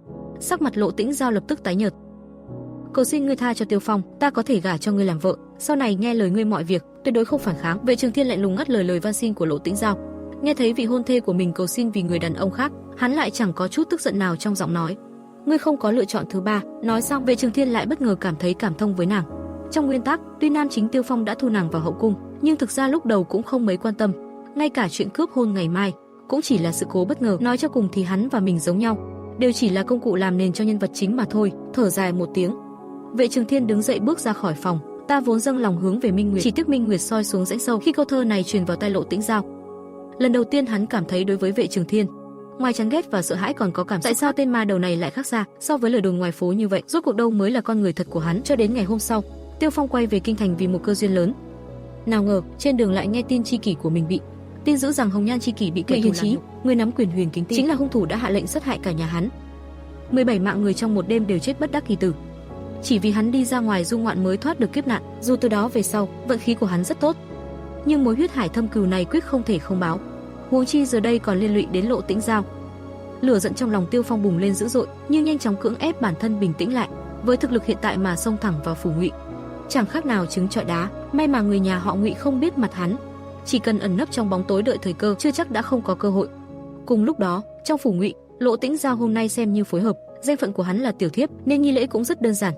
Cho đến giờ lành điểm định, tiếng gõ tre báo nhị canh vang lên. Vệ Trường Thiên cảm thấy nghi hoặc, sao bên ngoài vẫn chưa có động tĩnh gì? Theo nội dung nguyên tắc thì nhị canh chính là lúc Tiêu Phong ra tay, sao bây giờ vẫn chưa thấy phá cửa xông vào đánh mình bay ra? Vệ Trường Thiên chợt bừng tỉnh đại ngộ, có lẽ là vì diễn chưa đủ chân thật. Thế là hắn nghiêm túc ra lệnh cho Lộ Tĩnh Giao: ngươi mau hét vài tiếng đi, càng hoảng sợ càng tốt, tốt nhất là hét ra cái cảm giác ta sắp làm nhục ngươi. Lộ Tĩnh Giao liền bắt đầu rên rỉ khe khẽ, chỉ là tiếng rên chẳng lớn hơn tiếng muỗi bao nhiêu. Vệ Trường Thiên cạn lời, không còn cách nào khác, là hắn ép mình ra tay, chứ thật lòng không muốn chiếm tiện nghi của hắn. Chỉ trong chốc lát, tiếng hét kinh hoàng vang khắp căn phòng. Ngay sau đó, toàn bộ sân viện đột nhiên vang lên tiếng binh khí rút ra khỏi vỏ. Vệ Trường Thiên nghe xong liền thở phào nhẹ nhõm, chậm rãi buông Lộ Tĩnh Giao ra, giả vờ như một con chó. Nam Chính đến rồi. Người đàn ông này đã xuyên thành phản diện đỉnh cao của chuyện sảng văn. Ngay mở đầu đã ép buộc nữ phụ trong hậu cung của Nam Chính làm tiểu thiếp, nhưng không ngờ nữ chính ngốc nghếch kiên trinh như vàng, thà chết cũng muốn giữ thân vì Nam Chính Tiêu Phong. Chỉ có Vệ Trường Thiên trong lòng hiểu rõ, theo diễn biến cốt truyện, giờ đây Nam Chính đã tới tận cửa cướp hôn, không chỉ đánh hắn thành phế nhân ngay tại chỗ, mà còn mang theo vị hôn thê cao chạy xa bay. Từng có lúc hắn cũng muốn làm người tốt, nhưng bây giờ thì thật sự không còn sự lựa chọn. Thế nhưng khi Tiêu Phong vừa định ra tay, không ngờ lại rơi vào vòng vây của hơn chục cường địch. Rõ ràng lúc ẩn mình hắn không phát hiện gì bất thường. Dựa theo chiêu thức và chiến thuật, đối phương rõ ràng đã có chuẩn bị từ trước. Tuy không rõ sơ hở là từ đâu, nhưng lúc này cứu người hay báo thù đều không quan trọng, sống sót rút lui mới là mục tiêu hàng đầu. Phải biết rằng trong số đó có 10 người ngũ phẩm, 8 người lục phẩm, một đội hình hùng hậu như thế đã đủ để diệt cả ngũ phẩm rồi. Giờ lại dùng để đối phó với một người như hắn, thất phẩm ngũ nhân, thật coi hắn là đồ ăn hại chắc. Ngay giây tiếp theo, Tiêu Phong bất ngờ vận nội lực, khí thế toàn thân bỗng chốc xảy ra biến hóa long trời lở đất. Chỉ trong một hơi thở, hắn đã đột phá thẳng lên cảnh giới lục phẩm. Nhưng cao thủ của Huyền Kính Ti cũng không phải ngốc, vừa phát hiện dị động liền lao tới, muốn đánh gãy việc vận công của Tiêu Phong. Trong chớp mắt, hai bên đã giao thủ mấy chiêu, tiếng kim loại va chạm vang dội khắp nơi, nhưng Tiêu Phong nào có ý định dây dưa, ngay lập tức chuẩn bị phá vòng vây thoát thân. Dựa vào hào quang nhân vật chính của mình, hắn thật sự có thể giết sạch tất cả kẻ địch. nhưng cao thủ trong phủ Ngụy thì đâu chỉ có bấy nhiêu. Vì vậy hắn phải trốn thoát trước rồi tính tiếp. Rất nhanh, hắn tìm được cơ hội chạy vào một rừng trúc, chỉ cần thoát khỏi kinh thành rộng lớn này, dù nhà họ Ngụy có đông người hơn nữa cũng khó lòng truy được tung tích hắn. Nhưng khi vừa thở phào nhẹ nhõm một chút, đột nhiên một cảm giác nguy cơ chưa từng có ập đến trong lòng. Chỉ thấy mấy cây trúc trước mặt bỗng bị chặt ngang thân cùng lúc, chỗ đứt phẳng như gương nhưng không thấy bóng dáng đao kiếm. Đây là thực lực chỉ có ở cảnh giới tam phẩm. Tiêu Phong lần đầu cảm thấy tuyệt vọng đến vậy. Phải biết rằng ngoài mấy lão quái vật bất tử, tam phẩm gần như là chiến lực cao nhất, là một trong những thế lực đỉnh cao. Thấy vậy, hắn lập tức quay người, cười khổ, chạy về phía chuồng gà, tốc độ còn nhanh hơn lúc trước vài phần. Và đúng lúc hắn biến mất, Ngụy Hiền Chí từ từ bước ra. Xem ra lời con trai mình nói không sai, tên Tiêu Phong này quả thực có bản lĩnh, không biết tu luyện công pháp gì mà có thể cưỡng ép nâng cao một cảnh giới, sợ rằng người thường không phải là đối thủ của hắn. Nhìn lại Tiêu Phong, tuy chưa thấy rõ người ra tay, nhưng chỉ cần nghĩ một chút cũng biết, người đó chắc chắn chính là ma đầu sát hại cả nhà mình. Dù sao thì cao thủ tam phẩm đâu phải rau cải đầy đường, đối mặt với kẻ thù giết cả nhà mà phải ôm đầu tháo chạy, thật sự khiến người ta không cam lòng. Hắn không hiểu nổi, tại sao Ngụy Hiền Chí lại biết hành tung của mình. Trong tiềm thức, hắn đột nhiên cảm thấy một mối đe dọa lớn đang tiềm thức điên cuồng cảnh báo hắn đây lại là thời khắc sống còn. Quả nhiên không sai, giây tiếp theo, cánh tay trái của Tiêu Phong bị đánh gãy thành nhiều đoạn, xương sườn phải cũng gãy mấy chiếc. Liên tục bị cao thủ tam phẩm tập kích 2 lần mà vẫn chưa chết. Đạt đến mức độ này đã là quá kinh khủng rồi. Nếu đổi lại là phản diện như Vệ Trường Thiên, chắc đã chết không biết bao nhiêu lần.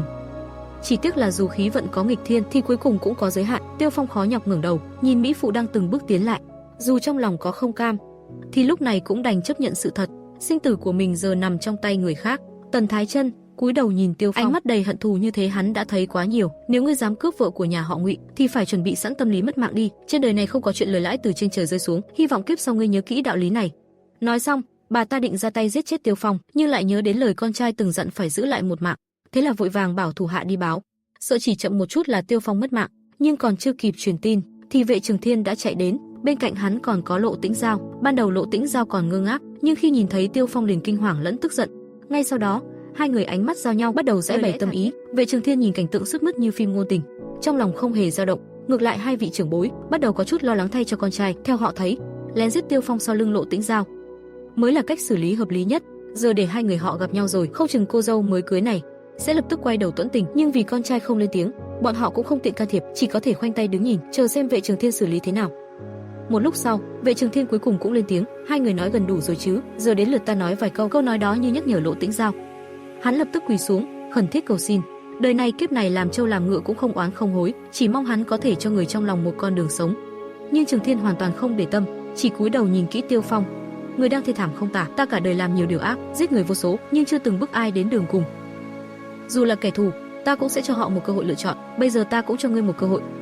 Trong hai người các ngươi, ta sẽ tha cho một người, ai sống ai chết do Tiêu Phong ngươi chọn. Xung quanh lập tức im phăng phắc. Mọi người đều bị câu hỏi sinh tử kiểu 2 chọn 1 này làm cho sững sờ, thật quá khó xử. Độ khó này cũng chẳng khác gì câu hỏi kiếp trước ta với mẹ ngươi cùng rơi xuống nước. Câu hỏi tử thần. Tiêu Phong nhìn chằm chằm vào Vệ Trường Thiên, ánh mắt càng thêm căm hận. Hắn biết Vệ Trường Thiên đang muốn giết người rồi hủy tâm hắn, thế nhưng bản thân lại chẳng thể làm gì được. Cho đến lúc này, Tiêu Phong mới thực sự cảm nhận được, hóa ra đòn tâm lý còn đáng sợ hơn cả âm mưu. Ngược lại, Lộ Tĩnh Giao lại giành nói trước, Tiêu công tử, ngươi đừng lo cho ta, nếu không có ngươi cứu giúp khi trước, ta e rằng đã không thể sống đến giờ. Hôm nay có thể gặp lại chàng trong phủ Ngụy, ta đã mãn nguyện rồi, có chết cũng không hối tiếc, xem như Giao Nhi dùng mạng này trả lại cho công tử.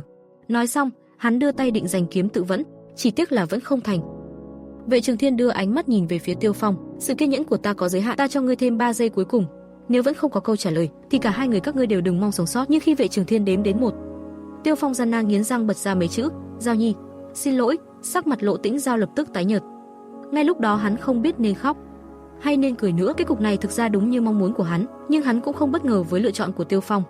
Bởi vì khi hắn giành kiếm thất bại ban nãy, hắn đã nhìn thấy sự thất vọng trong mắt Tiêu Phong. Khoảnh khắc ấy, Lộ Tĩnh cuối cùng cũng hiểu ý nghĩa thật sự của câu ta vốn dâng lòng hướng về Minh Nguyệt, chỉ tiếc Minh Nguyệt soi xuống rãnh sâu. Nhìn Tiêu Phong rời đi hiên ngang, Tần Thái Chân bên cạnh bắt đầu lo lắng, con à, con thật sự định thả hắn đi sao? Vệ Trường Thiên mỉm cười nhàn nhạt, chẳng lẽ ta điên rồi mới thật sự tha cho Tiêu Phong? Ra vẻ giữ lời mà thực chất cháo trở mới là phẩm chất của phản diện xuất sắc. Hắn lập tức quay đầu nhìn Ngụy Hiền Chí, nói, ta từ trước đến nay luôn nói được từ ta được. Trong câu đó, ngữ điệu rất nặng. Là cha cũng là phản diện, sao lại không hiểu ẩn ý của con trai mình? Tiêu Phong, con trai ta tha cho ngươi, nhưng ta thì chưa từng nói sẽ tha, chết đi cho ta. Trong chớp mắt, Ngụy Hiền Chí đánh ra một chưởng vào sau lưng Tiêu Phong. Dự là giây tiếp theo sẽ là cảnh máu thịt tung tóe. Vệ Trường Thiên thầm vui vẻ thở phào nhẹ nhõm. Thế nhưng chuyện xảy ra sau đó khiến hắn trừng lớn hai mắt, cảnh tượng máu me như dự đoán lại không hề xuất hiện. Một luồng kim quang từ đâu xuất hiện, đã cản lại một chưởng đó. Giây sau, Tiêu Phong cũng biến mất ngay tại chỗ. Mọi người đồng loạt há hốc mồm, nhìn cảnh tượng kỳ dị chưa từng thấy, ai nấy đều sững sờ. Vệ Trường Thiên nghiến răng canh két, quả nhiên vẫn không thể giết được tên con cưng của khí vận, nhưng đã chết thì phải thấy xác, còn sống thì càng phải truy ra tung tích. Một người xuyên không trở thành phản diện mạnh nhất trong truyện sảng văn, có nền tảng nghịch thiên nhưng chỉ biết ăn chơi chắc táng, có gương mặt điển trai mà chỉ lo làm chuyện xấu. Ngay cả ngày đại hôn cũng bị nam chính xông đến cướp vợ. May mà nhờ có cha mẹ vô địch mới miễn cưỡng đuổi được hắn đi. Vì Vệ Trường Thiên đã thành công thay đổi cốt truyện gốc, nên lập tức nhận được 300 điểm thưởng từ hệ thống. Nhưng khi mở cửa hàng hệ thống ra, hắn lại thấy mình rơi vào tình huống khá xấu hổ. Đồ đắt thì không đủ tiền mua, đồ thường thì lại không cần. Dù sao thì với nền tảng nhà họ Ngụy, tài nguyên tu luyện đã quá dư dả, chỉ tiếc là bản thân lại chỉ biết ăn chơi. Hiện giờ, để nhanh chóng nâng cao thực lực đối phó với Tiêu Phong, Vệ Trường Thiên quyết định thuê người sparring để luyện tập. Thứ nhất là thực lực phải mạnh, thứ hai là phong cách chiến đấu đa dạng, quan trọng nhất là phải biết nặng nhẹ. Vừa phải tạo áp lực cho mình, nhưng cũng không được thật sự đánh chết mình, mà để đáp ứng đủ các điều kiện ấy thì không dễ. Thế là hắn trực tiếp đến Diên Vũ Đường mở võ đài, trang trọng mời anh hùng khắp nơi đến luận võ. Thế nhưng mấy ngày liền chẳng ai dám lên đài thách đấu, chỉ có dân hóng chuyện bên dưới ngày càng đông. Vệ Trường Thiên bắt đầu thấy ngượng ngùng, bị bao vây xem như khỉ trong chuồng thật sự rất khó chịu, nhưng chẳng lẽ hắn lại ép người ta phải lên đánh nhau với mình. Cuối cùng cũng có một cao thủ lục phẩm xuất hiện, nhưng không ngờ lại là diễn viên do thuộc hạ thuê bằng giá cao, cố tình che giấu thực lực rồi thua trận ngay tại chỗ. Diễn xuất kém cỏi lập tức bị Vệ Trường Thiên nhận ra. Thế là hắn đành đặt ra quy tắc mới, trả tiền để được đánh. Bất kể thân phận hay cảnh giới đều có thể lên đài khiêu chiến, ai thắng sẽ nhận được 50 lượng bạc. Và hắn cam đoan tuyệt đối không trả thù, đến khi có người đạt 100 trận thắng thì quy tắc này sẽ chấm dứt. Phải biết rằng mỗi tháng được 2 lượng bạc, ở kinh thành cũng đã được coi là thu nhập cao, có thể sống thoải mái, ăn thịt mỗi ngày không lo đói. Mà hiện giờ Vệ Trường Thiên chỉ mở miệng đã cho bằng thu nhập 2 năm của người ta. Tuy rằng nói thật lòng, việc này cũng hơi bốc đồng, nhưng nếu không làm vậy, sợ là chẳng bao giờ có người dám đấu với hắn, cho dù có thì cũng là kẻ đến nịnh bợ lấy lòng. Dù sao thì với thân phận và bối cảnh của Vệ Trường Thiên, ai lại rảnh hơi đến mức muốn đánh thật với hắn. Hiện giờ Tiêu Phong đã trở thành mối đe dọa sinh tử, nên hắn buộc phải nâng cao sức mạnh càng sớm càng tốt, nâng cao thực lực bản thân. Còn việc có đạt được 100 trận thắng hay không, Vệ Trường Thiên cũng không lo. Dựa lưng vào nhà họ Vệ, lại có hệ thống trong tay, nếu vậy mà còn không làm được thì khác gì tên phế vật tiền nhiệm, chi bằng tự sát cho rồi. Dù hắn cũng muốn sống an nhàn trong thế giới này, nhưng con người suy cho cùng cũng phải có chí khí. Quả nhiên, có tiền thì sẽ có dũng sĩ. Một kẻ 8 phẩm từ thập viện dám bước lên luận võ. Rất nhanh, hai người đã ra đấu quyết liệt. So với trận trước chỉ là nằm yên thắng, thì lần này ít nhiều cũng cân sức ngang tài. Tuy nhiên không phải vì Vệ Trường Thiên mạnh lên, mà vì trình độ của người kia thực sự rất thường.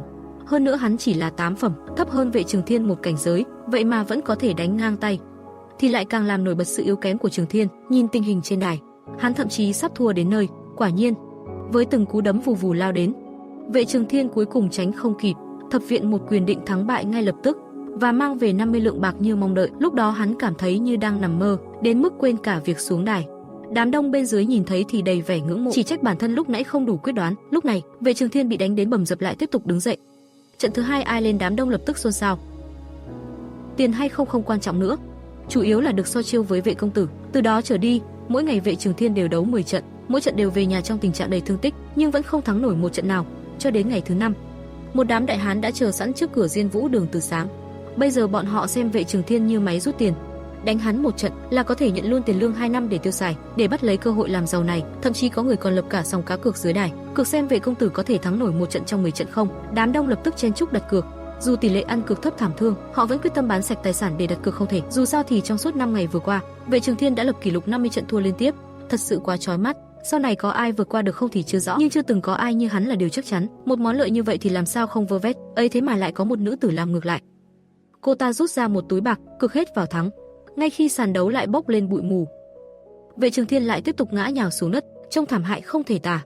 Lúc này đã là trận thua thứ 58 liên tiếp, mỗi trận thua lại là một lần phá kỷ lục mới. Không biết bao giờ hắn mới có thể thắng được một trận, nhưng chỉ có hắn mới rõ. Tuy chiêu thức còn non nớt, nhưng so với 5 ngày trước đã thay đổi đến long trời lở đất. Từ tốc độ phản ứng cho đến độ hợp lý của chiêu thức và cả việc vận dụng nội lực đều cải thiện rõ rệt. Rất nhanh, một trận đấu mới lại bắt đầu. Nam nhân vừa lên đài đã tung một quyền nhắm thẳng vào ngực Vệ Trường Thiên, nhưng Vệ Trường Thiên giờ không còn như 5 ngày trước. Hắn lùi nửa bước né đòn, đồng thời vươn tay chụp thẳng vào cổ đối phương, tiếc là chỉ sượt qua cổ áo. Hai người lập tức tách ra. Chiêu đầu tiên, Vệ Trường Thiên có phần nhỉnh hơn, có vẻ trận này Vệ công tử có cơ thắng rồi. Có người dưới đài khẽ kêu lên, nhưng ngay lập tức bị người khác phản bác. Người kia chỉ thua về cảnh giới thôi. Vệ công tử đã đánh liền 8 trận, nội lực chẳng mấy chốc sẽ cạn kiệt, thua chỉ là sớm hay muộn mà thôi. Thật ra Vệ Trường Thiên cũng biết rõ tình hình của mình, nếu muốn thắng, phải nhanh chóng ra đòn kết liễu trước khi nội lực cạn. Đối mặt với những đòn tấn công ảo ạt như vũ bão, để dụ đối phương sơ hở. Vệ Trường Thiên không né cũng không đỡ, chỉ chờ một khoảnh khắc lộ sơ hở trong chớp mắt. Đột nhiên khi nội lực toàn thân tụ lại, hắn trực tiếp dùng đầu lao mạnh vào ngực đối phương. Đám đông dưới đài kinh hãi trố mắt, nhìn thấy cảnh tượng này, dường như cả nhịp tim cũng phải dừng lại một nhịp.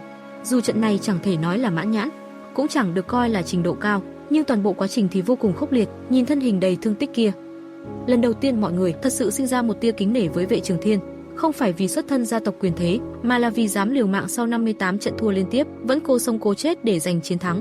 Vệ công tử thắng rồi. Lúc này, đám đông dưới đài mới hoàn hồn lại, tiếng hò reo vang dội cả trụ sở Huyền Kính Ti. Vệ Trường Thiên lúc này vô cùng vui vẻ, tuy khắp người đều đau nhức dữ dội, nhưng cuối cùng cũng phá vỡ lời nguyền toàn thua. Dù là thất phẩm thắng bát phẩm, dù là địch 1000 mình cũng tổn 800, nhưng chiến thắng đã chứng minh phương pháp huấn luyện của hắn thực sự hiệu quả. Từ nay về sau chỉ có thắng càng nhiều. Nghĩ đến đây, hắn lập tức tràn đầy động lực, điều chỉnh lại trạng thái để chuẩn bị cho trận đấu cuối cùng. Nhưng khi nhìn đối thủ trước mặt, sắc mặt Vệ Trường Thiên lập tức lộ vẻ ngạc nhiên. Huyền Kính, từ bao giờ trong Huyền Kính Ti lại có nữ nhân xinh đẹp như vậy? Lúc này trong đầu hắn đột nhiên hiện lên một cái tên. Hắn không dám chắc, bèn dè dặt hỏi, Tô Thanh Uyển. Nghe vậy, nữ tử bình thản nói, Vệ công tử biết tên ta. Vệ Trường Thiên gượng cười ngoài mặt, nhưng trong lòng lại dậy sóng dữ dội.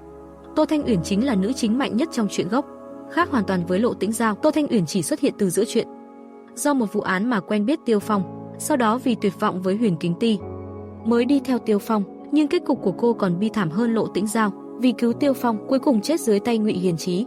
Xét theo dòng thời gian thì Tô Thanh Uyển còn lâu mới gặp được Tiêu Phong. Bản thân hắn vốn cũng chưa nghĩ đến chuyện xa như vậy, nhưng giờ người đã tự tìm đến cửa thì chắc chắn phải ra tay trước rồi. Một người xuyên thành phản diện mạnh nhất truyện sảng văn, nhưng chỉ biết ăn chơi lêu lổng dù có bối cảnh nghịch thiên, thậm chí còn cướp hậu cung của nam chính về làm vợ, nhưng nàng nhất quyết không chịu gả cho tên ma đầu giết người không chớp mắt, thà chết tại chỗ cũng quyết giữ mình vì Tiêu Phong. Chỉ có Vệ Trường Thiên hiểu rõ trong lòng, ngày mai nam chính sẽ đến cướp dâu, không chỉ đánh hắn thành phế nhân ngay tại chỗ, mà còn đưa vị hôn thê cao chạy xa bay. Thế là hắn dứt khoát chọn cách hủy hôn. Lộ Tĩnh Giao có đẹp đến mấy thì sao chứ? Với điều kiện của hắn, chỉ cần chịu thiểu dục một chút thì thiếu gì nữ nhân theo đuổi. Chỉ nghe tên thôi đã biết không đấu nổi với nam chính. Tiêu Phong là kiểu tiểu tử tiểu tiện cũng gặp kỳ ngộ, là con cưng của vận mệnh, còn bản thân thì dù có bối cảnh khủng, cũng chỉ biết làm thơ, vui chơi hưởng lạc. Trong chuyện, mỗi lần hắn xuất hiện đều bị Tiêu Phong đánh đến mức khóc gọi mẹ. Cuối cùng chết thảm thì thôi đi, còn kéo cả gia tộc xuống mồ. Đã quyết định xong xuôi, Vệ Trường Thiên lập tức tuyên bố hủy bỏ hôn ước. Thế nhưng cảnh tượng cảm kích như tưởng tượng lại không xảy ra, thậm chí còn phản tác dụng. Chỉ thấy toàn bộ người nhà họ Lộ đều quỳ rạp xuống đất. Cha nữ chính Lộ Cảnh Nam còn sợ đến mức nói lắp không thành câu. Hiền chất đừng nói vậy, ta hiểu trong lòng con có bất mãn, nhưng nhà họ Lộ tuyệt đối không có ý hủy hôn. Tuy nhiên chẳng qua là nhất thời bị tên Tiêu Phong kia tẩy não thôi. Vệ Trường Thiên âm thầm trợn trắng mắt, vừa định giải thích rằng mình không có ý uy hiếp gì cả, thì trong đầu đột nhiên vang lên một giọng nói. Phát hiện thay đổi trong tình tiết cốt truyện, thưởng 5 điểm hệ thống. Hệ thống cửa hàng đã mở khóa. Vệ Trường Thiên nghe xong thì mừng rỡ, rốt cuộc cũng có bàn tay vàng sau khi xuyên không rồi, chỉ cần thay đổi diễn biến trong chuyện bằng hành động của mình là có thể nhận được điểm hệ thống tương ứng, sau đó dùng điểm để mua đủ loại đạo cụ châu bò. Rõ ràng dễ hiểu, đơn giản. Vốn dĩ Tiêu Phong phải tới nhà họ cướp dâu, nhưng giờ mình không cưới thì hắn cướp cái gì, chẳng phải đã thay đổi lớn mạch chuyện sao? Vệ Trường Thiên lập tức càng quyết tâm hủy hôn, tiến lên một bước, cố gắng trấn an Lộ Cảnh Nam, tỏ rõ mình thật sự không có ý uy hiếp nhà họ Lộ, nhưng phản ứng của Lộ Cảnh Nam lại dữ dội vượt xa tưởng tượng. Vệ công tử, xin ngài tha cho nhà họ Lộ, loại trò đùa này bọn ta thật sự chịu không nổi, xin ngài rút lại lời hủy hôn đi. Nếu không, chúng tôi thả quỳ chết tại đây. Lúc này những người nhà họ Lộ đang quỳ cũng đều phản ứng lại. Chỉ trong chốc lát, tiếng van xin dập đầu vang khắp căn phòng. Nghe tiếng khóc lóc khắp nơi như vậy, Vệ Trường Thiên cảm thấy vô cùng bực bội, suýt nữa thì tức đến ngất đi. Ngay lúc đó, Lộ Tĩnh Giao vốn bị phong bế huyệt đạo không thể động đậy, cũng cố gắng dặn ra một câu từ trong cổ họng. Vệ Trường Thiên, chỉ cần ngươi chịu tha cho nhà họ Lộ, ta nguyện ý gả cho ngươi. Hóa ra các người là đang hợp sức ép chết ta. Vệ Trường Thiên lập tức thấy bất lực vô cùng, đã khi hủy hôn thất bại, cách tốt nhất bây giờ là giết chết nam chính luôn. Dù gì theo mạch thời gian trong chuyện, hiện giờ thực lực của Tiêu Phong cũng chỉ là kẻ lừa gái, dù cùng đẳng cấp với mình, nhưng khả năng vượt cấp giết địch của nhân vật chính thì dễ như uống nước. Nếu thật sự đánh nhau, 10 người như mình chắc cũng không địch nổi, thế nên nhất định phải mời cao thủ giúp, còn phải là cao thủ cực kỳ lợi hại, mạnh đến mức có thể dùng thực lực áp đảo để vô hiệu hóa mọi biến cố. Phải biết rằng con cưng của khí vẫn rất khó bị giết chết. Vệ Trường Thiên không muốn làm phản diện ngu xuẩn như trong chuyện, để lại hậu họa. Sau khi quyết tâm, Vệ Trường Thiên lập tức bảo quản gia dẫn mình đến gặp cha mẹ. Giống như mọi phản diện hống hách khác, hắn nhất định phải có chỗ dựa là gia tộc quyền thế, và có một đôi cha mẹ cực kỳ cưng chiều mình. Nhà họ Vệ là một trong 3 đại gia tộc của vương triều Đại Ninh. Cha là Vệ Hiền Chí, chỉ huy của Huyền Kính Ti, nắm quyền kiểm soát toàn bộ vương triều, cơ quan tình báo và giám sát chính quy lớn nhất. Mẹ là Tần Thái Chân, thánh nữ giáo Thiên La, nhưng người chính đạo thường gọi là ma nữ. Cả hai người đều là cao thủ đỉnh phong tam phẩm. luôn đứng top trong các bảng xếp hạng giang hồ ngầm. Điều quan trọng nhất là Vệ Trường Thiên là con trai duy nhất, ngoài một em gái ruột ra, không còn anh em nào, hoàn toàn cắt đứt khả năng đổi người luyện lại từ đầu của nhà họ Vệ. Với điều kiện gia đình khủng khiếp như vậy, 2001 nếu mình không làm phản diện thì ai gánh đây? Chẳng mấy chốc, Vệ Trường Thiên đã tìm được ông bố đặc vụ và bà mẹ ma nữ. Cấu hình này, bảo sao tiền nhiệm lại là tên cuồng sát biến thái. Vệ Hiền Chí nhận ra con trai có gì đó lạ, vội hỏi rốt cuộc là chuyện gì. Vệ Trường Thiên nuốt nước bọt, rồi lập tức nói thẳng là muốn giết một người, xét từ góc nhìn công bằng và chính nghĩa. Thì Vệ Trường Thiên mới là đại ma đầu đáng chết hơn, nhưng ai bảo người mình xuyên vào lại là Vệ Trường Thiên chứ? Một khi thân phận đã không thể đổi, thì đành uất ức để Tiêu Phong đi chầu trời. Sắc mặt Tần Thái Chân cũng trở nên nghiêm túc hẳn. Có thể khiến con trai trịnh trọng đến thế, chắc chắn người bị giết không đơn giản, nếu không thì đã sớm cho người giết rồi, cần gì phải hỏi họ. Nhưng khi biết đối tượng là Tiêu Phong, Vệ Hiền Chí liền nghẹn họng. Ông đã cho người đi điều tra từ lâu, chẳng bao lâu nữa hắn sẽ biến thành cái xác. Nhưng Vệ Trường Thiên sao yên tâm được, ngày mai Tiêu Phong sẽ tới cướp dâu rồi, thế là không vòng vo nữa mà kể luôn diễn biến cốt truyện. Vệ Hiền Chí không hỏi chi tiết thêm, chỉ nói rằng ngày mai sẽ điều tinh binh từ cơ quan về, nếu Tiêu Phong dám đến cướp dâu thì sẽ không có đường quay về. Nhưng đối mặt với sự đồng ý của cha, Vệ Trường Thiên vẫn chưa thấy yên tâm, cha mẹ phải đích thân ra mặt mới được. Sau khi cáo biệt cha mẹ, Vệ Trường Thiên về phòng bắt đầu nghiên cứu hệ thống. Trong cửa hàng có đủ các loại công pháp, vũ khí và dược liệu, nhưng lại không có thần thông hủy thiên diệt địa như trong tiểu thuyết huyền huyễn. Ở thế giới này, sức mạnh võ lực bị suy yếu nghiêm trọng, vậy nên sức mạnh của thế lực càng trở nên then chốt. Tiêu Phong, mặc dù cuối cùng đạt cảnh giới nhất phẩm vô tiền khoáng hậu, nhưng lật đổ vương triều Đại Ninh vẫn phải nhờ tổ chức phá hiểu do hắn lập ra. Huyền Kính Ti của nhà họ Vệ giao thủ với hắn nhiều lần, toàn bộ đều thất bại. Nguyên nhân là do đâu? Cũng chỉ vì hào quang nhân vật chính và việc ép phản diện giảm sức mạnh. Nhưng giờ mình đã xuyên qua rồi, giảm sức mạnh cũng chẳng thành vấn đề, chỉ cần ngày mai giết được Tiêu Phong thì mọi thứ đều được giải quyết. Nghĩ tới đó, Vệ Trường Thiên càng thêm, nhưng rồi hắn lại chợt bình tĩnh trở lại. Dù kế hoạch của mình kín không kẽ hở, nhưng ai biết được có xảy ra biến cố gì không? Nhân vật chính làm gì cũng được buff vận khí, còn mình tuy có hệ thống, nhưng đồ trong hệ thống đâu phải miễn phí, nên nhất định phải làm thêm gì đó. Thế là Vệ Trường Thiên trực tiếp đến một tiểu viện. Lúc này Lộ Tĩnh Giao đang bị cha mình giam lỏng ở đó, nếu không nhờ nhà họ Lộ còn chút danh vọng ở kinh thành, e rằng Lộ Tĩnh Giao đã bị cưỡng ép làm nha hoàn thân cận từ lâu. Thật tiếc, tiểu thư khuê các như vậy lại nảy sinh tình cảm với kẻ tiện dân như Tiêu Phong. Dù sao thì trong chuyện ngọt, phụ nữ nào gặp nhân vật chính cũng như chúng bùa mê, muốn ngay lập tức lao vào vòng tay và dâng thân. Nếu theo đúng tiến trình cốt truyện, ngày mai cô ấy sẽ bị Tiêu Phong cướp đi, rồi đoạn tuyệt với nhà họ Lộ, cuối cùng trở thành hiền thê nội trợ của nam chính, sống vui vẻ với một nhóm tỉ muội mất phương hướng khác. Nhưng mà việc Vệ Trường Thiên cần làm bây giờ là chặn ngang giữa đường. Dù sao Lộ Tĩnh Giao cũng có nhiều đất diễn trong nguyên tắc, chỉ cần hắn chiếm được cô ta, chắc chắn có thể kiếm kha khá điểm hệ thống. Nhìn đại ma đầu bước vào phòng, mắt Lộ Tĩnh Giao đầy oán hận và sợ hãi, hoàn toàn không có chút hảo cảm nào. Nghĩ đến việc tên cặn bã này sắp trần truồng đè lên người mình, cô ta chỉ thấy ghê tởm vô cùng, thậm chí muốn cắn lưỡi tự sát tại chỗ. Đáng tiếc là lại không làm được, xem như lấy thân thể vốn định giữ cho Tiêu Phong, đổi lấy mạng sống của 180 người nhà họ Lộ. Nhưng ngay khoảnh khắc tiếp theo, cô lại nghe thấy điều cả đời không ngờ tới: chỉ cần ngươi không đồng ý, ta sẽ không động vào ngươi. Đứng ở góc độ của Vệ Trường Thiên thì bây giờ hắn hoàn toàn có thể chiếm đoạt cô, nhưng nếu chỉ như vậy thì cũng chỉ chiếm được thân xác của cô ấy. Tương lai biết đâu một ngày nào đó cô ấy sẽ lấy cái chết để minh oan, nên chinh phục hoàn toàn mới là thượng sách. Thế là hắn dứt khoát giải huyệt trên người Lộ Tĩnh Giao và nói rằng sẽ cho cô ấy thêm một sự lựa chọn. Lộ Tĩnh Giao ngạc nhiên nhìn người đàn ông trước mặt, cô chưa từng nghĩ đến Vệ Trường Thiên lại có thể cho cô cơ hội lựa chọn. Dường như hắn đã đoán được suy nghĩ của cô và nói rằng nếu muốn bảo toàn nhà họ Lộ, ngày mai hãy ngoan ngoãn phối hợp làm lễ cưới, ở lại nhà họ Vệ với danh nghĩa phu thê trong nửa năm. Sau nửa năm nếu vẫn muốn rời đi thì sẽ không ép giữ lại. Lộ Tĩnh Giao nghe vậy thì trầm mặc, một lúc sau mới lo lắng ngẩng đầu lên, nhỏ giọng hỏi: vậy còn Tiêu Phong thì sao? Tôi phải làm gì thì anh mới chịu tha cho chàng? Vệ Trường Thiên thật sự không ngờ đến nước này mà cô ta vẫn nghĩ tới nam chính, nhưng hắn cũng hiểu Lộ Tĩnh Giao hỏi vậy chắc chắn là cảm thấy Tiêu Phong không đấu lại mình, nên mới muốn dùng cách này để bảo vệ mạng sống người trong lòng. Nhưng điều đó đúng là chuyện hoang đường. Vệ Trường Thiên không chút do dự đáp: Tiêu Phong phải chết. Sắc mặt Lộ Tĩnh Giao lập tức trắng bệch. Xin anh tha cho Tiêu Phong, tôi có thể lấy anh làm chồng, từ nay về sau nghe lời anh, tuyệt đối không phản kháng. Vệ Trường Thiên lạnh lùng ngắt lời van xin của Lộ Tĩnh Giao. Nghe vị hôn thê cầu xin cho người đàn ông khác, nhưng trong giọng hắn lại chẳng có chút tức giận nào. Em không có lựa chọn thứ ba. Nói xong, Vệ Trường Thiên bỗng nhiên cảm thấy rất thương cảm cho cô gái này. Trong nguyên tắc, tuy Tiêu Phong đưa cô vào hậu cung, nhưng ban đầu lại không mấy để tâm tới cô, ngay cả việc cướp hôn vào ngày mai cũng chỉ là một tai nạn bất ngờ. Suy cho cùng, cô ta cũng giống như mình, chỉ là công cụ giúp nhân vật chính thể hiện mà thôi. Thở dài một tiếng, Vệ Trường Thiên đứng dậy rời khỏi phòng.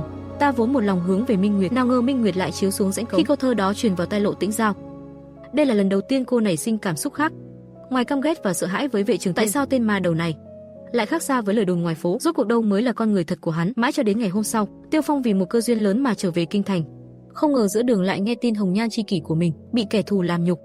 Kẻ nắm quyền Huyền Kính Ti, Vệ Hiền Chí, chính là hung thủ ra lệnh giết cả nhà hắn. Một đêm, cả gia đình 17 người đều chết thảm. Chỉ có hắn thoát được vì đang đi chu du. Dù từ đó về sau, vận may của hắn tăng lên không ngừng, nhưng mối thù máu sâu như vậy, sao có thể không báo, huống hồ lần này còn liên lụy đến Lộ Tĩnh Giao. Tiêu Phong lửa giận bốc lên tận trời, nhưng lập tức ép bản thân bình tĩnh lại. Với thực lực hiện tại của mình, xông vào phủ vệ chẳng khác nào trứng trọi đá.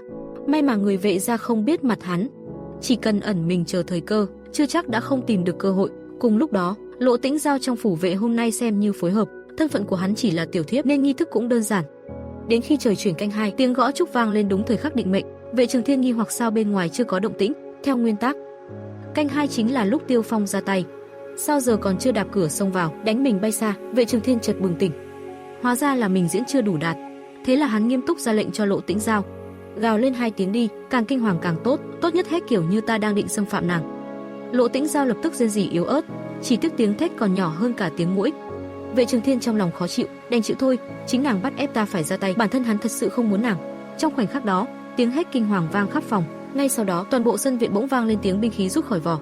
Vệ Trường Thiên nghe thấy vậy thì thở phào nhẹ nhõm, chậm rãi buông Lộ Tĩnh Giao đang nằm trong tay mình ra như buông một con chó. Nam chính đến rồi, thế nhưng khi Tiêu Phong vừa định ra tay, không ngờ lại rơi vào vòng vây của hơn chục kẻ địch mạnh. Rõ ràng khi ẩn mình trước đó hoàn toàn không phát hiện dấu hiệu gì bất thường. Xét về động tác và chiến thuật, đối phương rõ ràng có chuẩn bị từ trước, dù chưa biết có chỗ nào bị lộ. Nhưng lúc này chuyện cứu người hay báo thù đều không quan trọng, sống sót thoát thân mới là mục tiêu số 1. Phải biết rằng trong số đó có 10 người 7 phẩm, 8 người 6 phẩm, đội hình mạnh đến mức có thể tiêu diệt cả ngũ phẩm, vậy mà lại đem ra để đối phó một mình hắn, một kẻ 7 phẩm, thật sự nghĩ hắn dễ bắt nạt làm sao? Ngay sau đó Tiêu Phong lập tức bộc phát nội lực, khí thế toàn thân bắt đầu thay đổi dữ dội. Trong một hơi thở, hắn đã đột phá trực tiếp lên cảnh giới 6 phẩm, nhưng cao thủ Huyền Kính Ti đâu phải đồ ngốc, phát hiện bất thường liền lao lên ngăn cản, ý đồ là phá vỡ quá trình vận công của hắn. Chỉ trong chớp mắt đôi bên đã giao thủ mấy chiêu.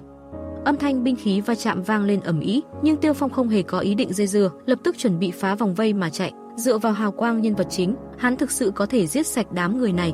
Nhưng cao thủ của vệ phủ đâu chỉ có bấy nhiêu, vậy nên phải thoát được ra trước rồi tính sau. Rất nhanh hắn đã tìm được cơ hội lẩn vào một rừng trúc, chỉ cần lọt vào khu nội thành đông đúc, dù vệ gia có nhiều người hơn nữa cũng khó lòng tìm được tung tích hắn. Nhưng khi tâm trạng vừa hơi thả lỏng, bỗng nhiên một cơn nguy cơ chưa từng có dâng lên trong lòng. Chỉ thấy mấy cây trúc phía trước đột nhiên bị chém ngang thân, vết cắt mịn như gương, nhưng lại không thấy bóng dáng vũ khí. Đây chính là thực lực chỉ có ở cảnh giới tam phẩm. Lần đầu tiên Tiêu Phong cảm thấy tuyệt vọng như vậy. Phải biết rằng ngoài vài lão quái vật ra, tam phẩm đã là cấp cao nhất của toàn. Thấy tình hình nguy cấp, hắn lập tức quay đầu bỏ chạy về hướng ngược lại nhanh như tên bắn, tốc độ còn nhanh hơn khi nãy mấy phần. Và ngay lúc hắn biến mất, Vệ Hiền Chí thong thả bước ra. Xem ra con trai mình nói không sai, tên Tiêu Phong này quả thật có bản lĩnh, không biết tu luyện công pháp gì mà có thể ép nâng cảnh giới lên. E rằng những kẻ vô phẩm bình thường không phải đối thủ của hắn, dù chưa thấy người ra tay, nhưng chỉ cần nghĩ một chút là biết ngay người đó chắc chắn là kẻ thù giết cả nhà hắn. Dù gì thì cao thủ tam phẩm đâu phải rau cải ngoài chợ, đối mặt với kẻ thù giết cả nhà mà chỉ biết chạy trốn, thật sự rất không cam tâm. Hắn không hiểu nổi tại sao Vệ Hiền Chí lại biết được hành tung của mình. Trong tiềm thức bỗng nhiên lại thấy nguy hiểm cận kề, báo động điên cuồng rằng hắn lại sắp đối mặt thời khắc sinh tử. Quả nhiên, ngay sau đó cánh tay trái của Tiêu Phong vỡ thành nhiều đoạn, xương sườn bên phải cũng gãy mất mấy cái, liên tiếp bị 2 cao thủ tam phẩm đánh lén mà vẫn chưa chết. Đạt đến trình độ này đã là quá khủng khiếp rồi, nếu đổi lại là phản diện như Vệ Trường Thiên, chắc chắn chết không biết bao nhiêu lần rồi. Tiếc là dù vận khí nghịch thiên đến đâu cũng có giới hạn. Tiêu Phong khó nhọc ngẩng đầu, nhìn người phụ nữ xinh đẹp đang bước từng bước lại gần, dù trong lòng có bao nhiêu căm phẫn, lúc này cũng đành phải chấp nhận hiện thực. Sống chết giờ đây đã không còn do hắn quyết định. Tần Thải chân cúi nhìn Tiêu Phong, ánh mắt đầy thù hận như vậy hắn đã thấy quá nhiều, đã dám cướp vợ của Vệ gia thì cũng phải chuẩn bị tinh thần mất mạng. Trên đời này không có chuyện chiếm lợi dễ dàng đâu, hy vọng kiếp sau ngươi nhớ kỹ đạo lý này. Nói xong bà ta liền định ra tay kết liễu Tiêu Phong, nhưng lại chợt nhớ con trai từng dặn phải để lại một mạng. Bà lập tức sai người đi gọi hắn tới, sợ rằng chậm một chút là Tiêu Phong sẽ mất mạng, nhưng chưa kịp đi báo thì Vệ Trường Thiên đã chạy đến. Bên cạnh hắn còn có cả Lộ Tĩnh Giao. Ban đầu Lộ Tĩnh Giao còn ngơ ngác, nhưng khi thấy Tiêu Phong thì lập tức kinh hoàng. Ngay sau đó hai người liền bắt đầu lời qua tiếng lại, bắt đầu thổ lộ tình cảm. Vệ Trường Thiên nhìn cảnh tượng như phim ngôn tình ấy, trong lòng không chút dao động. Ngược lại, hai người chú lại bắt đầu sốt ruột thay cho con trai. Trong mắt họ, lén giết Tiêu Phong sau lưng Lộ Tĩnh Giao mới là phương án hợp lý nhất. Giờ lại để hai người gặp mặt, e là nàng dâu mới cưới này sẽ quay đầu tự vẫn mất. Nhưng vì con trai không nói gì, họ cũng không tiện can thiệp, chỉ đành khoanh tay đứng nhìn, xem Vệ Trường Thiên định xử lý ra sao. Một lúc sau, Vệ Trường Thiên cuối cùng cũng lên tiếng, hai người nói đủ rồi chứ, đến lượt ta nói vài câu. Lời này giống như lời nhắc nhở Lộ Tĩnh Giao. Cô lập tức đau khổ cầu xin, kiếp này kiếp sau làm trâu làm ngựa cũng không than oán, chỉ xin chừa cho người trong lòng Tiêu Phong một con đường sống. Trường Thiên lại hoàn toàn phớt lờ, chỉ cúi đầu nhìn Tiêu Phong thê thảm. thật đáng thương, ta cả đời làm nhiều việc ác, giết người vô số, nhưng chưa bao giờ dồn người khác vào đường chết. Dù là kẻ thù, ta cũng sẽ cho một cơ hội lựa chọn, giờ ta cũng cho ngươi một cơ hội. Hôm nay trong hai người, ta sẽ thả một người, ai sống ai chết do Tiêu Phong ngươi chọn." Xung quanh lập tức im phăng phắc. Tất cả đều bị cú trắc nghiệm tình yêu hai chọn một này làm cho choáng váng. Mức độ khó này không khác gì kiếp trước câu hỏi kinh điển, mẹ và vợ cùng rơi xuống nước, cứu ai trước? Tiêu Phong nhìn chằm chằm vào Vệ Trường Thiên, ánh mắt ngày càng ngập tràn hận ý. Hắn biết Vệ Trường Thiên là đang giết người rồi giày vò tâm trí, thế nhưng bản thân lại không thể làm gì được hắn. Cho đến khoảnh khắc này, Tiêu Phong mới thực sự cảm nhận được, thì ra dương mưu còn đáng sợ hơn âm mưu. Ngược lại là Lộ Tĩnh Giao lên tiếng trước, "Công tử Tiêu, chàng đừng bận tâm, nếu không nhờ chàng ra tay cứu giúp, thiếp đã chẳng còn sống nổi. Tháng 7 này có thể gặp lại chàng ở Vệ Phủ, thiếp đã mãn nguyện rồi, chết cũng không tiếc, coi như Giao Nhi trả lại chàng mạng sống này." Nói rồi nàng vươn tay định đoạt kiếm tự kết liễu, nhưng cuối cùng vẫn thất bại. Vệ Trường Thiên đưa ánh mắt lạnh lùng nhìn Tiêu Phong, "Ta sắp hết kiên nhẫn rồi, cho ngươi 3 giây cuối cùng. Nếu vẫn không có câu trả lời, thì cả hai người các ngươi đừng mong sống." Nhưng khi Vệ Trường Thiên đếm đến 1, Tiêu Phong khó nhọc từ kẽ răng rít ra 2 chữ, "Giao Nhi, xin lỗi." Sắc mặt Lộ Tĩnh Giao lập tức trắng bệch, không biết nên khóc hay nên cười. Kết quả này, quả thực đúng như nàng đã nghĩ. Nhưng nàng cũng không bất ngờ với lựa chọn của Tiêu Phong, bởi khi nàng giành kiếm thất bại, nàng đã thấy sự thất vọng trong mắt hắn. Khoảnh khắc đó, Lộ Tĩnh Giao cuối cùng cũng câu nói ta từng dâng lòng mình lên trăng sáng. Chỉ tiếc trăng sáng soi xuống mương rãnh là thế nào. Nhìn Tiêu Phong lảo đảo rời đi, Tần Thái Chân bên cạnh có chút sốt ruột hỏi con trai, "Con thật định để hắn đi sao?" Vệ Trường Thiên mỉm cười, "Nếu ta để Tiêu Phong đi thật, đầu óc ta chắc có vấn đề, là phản diện thì phải không giữ chữ tín mới đúng chuẩn." Thế là hắn quay đầu nhìn về phía Vệ Hiền, "Cha ta xưa nay nói được làm được." Chữ ta này hắn nhấn rất mạnh. Là cha phản diện như nhau, sao lại không hiểu được ẩn ý của con trai? "Tiêu Phong à, con ta thì tha rồi, nhưng ta đâu có nói sẽ tha cho ngươi." Chịu chết đi trong chớp mắt, một trường hư không cảnh giới tam phẩm đánh vào lưng Tiêu Phong, có lẽ chỉ giây sau là máu thịt tung tóe rồi. Vệ Trường Thiên cười thầm nhẹ nhõm trong lòng, thế nhưng cảnh tượng tiếp theo khiến hắn trừng lớn mắt. Cảnh tượng máu văng tung tóe không hề xảy ra, một luồng kim quang không biết từ đâu xuất hiện, cản lại trường đó. Ngay giây sau, Tiêu Phong đã biến mất ngay tại chỗ. Tất cả mọi người đều há hốc mồm, nhìn màn kỳ dị chưa từng thấy này. Ai nấy đều sững sờ. Vệ Trường Thiên cũng nghiến răng, quả nhiên vẫn không giết được khí vận chi tử này, nhưng đã chết thì phải thấy xác, còn sống thì càng phải bắt được. Do Vệ Trường Thiên đã thành công thay đổi tình tiết gốc, nên lập tức nhận được 300 điểm hệ thống. Nhưng khi mở cửa hàng hệ thống ra, lại phát hiện tình cảnh có chút khó xử. Đồ đất thì không đủ tiền mua, đồ thường thì chẳng cần đến. Dù gì thì nền tảng của nhà họ Vệ, tài nguyên tu luyện đã quá dư dả, chỉ tiếc bản thân hắn chỉ biết ăn hại. Hiện giờ muốn mau chóng tăng thực lực để đối phó với Tiêu Phong, Vệ Trường Thiên quyết định thuê người đến đấu tập với mình. Đầu tiên là người đó phải mạnh, thứ hai là phong cách chiến đấu đa dạng, quan trọng nhất là ra đòn phải biết chừng mực, vừa phải tạo đủ áp lực, lại không được thực sự đánh chết hắn, nhưng tìm được tay đấm phù hợp những điều kiện đó thật không dễ. Thế là hắn chạy thẳng đến Diêm Vũ Đường lập võ đài, chân thành mời các anh hùng bốn phương đến tỉ thí võ nghệ. Nhưng suốt mấy ngày liền không ai dám lên đài thách đấu, ngược lại đám quần chúng ăn dưa lại ngày càng đông. Vệ Trường Thiên mặt mày ngày càng khó coi, bị người ta vây xem như khỉ trong chuồng, đúng là khó chịu thật. Nhưng chẳng lẽ hắn lại kéo đám gia đình lên đánh nhau với mình? Cuối cùng cũng chờ được một cao thủ lục phẩm, ai ngờ lại là diễn viên do thuộc hạ bỏ tiền mời về, cố tình giấu thực lực rồi giả vờ thua trận.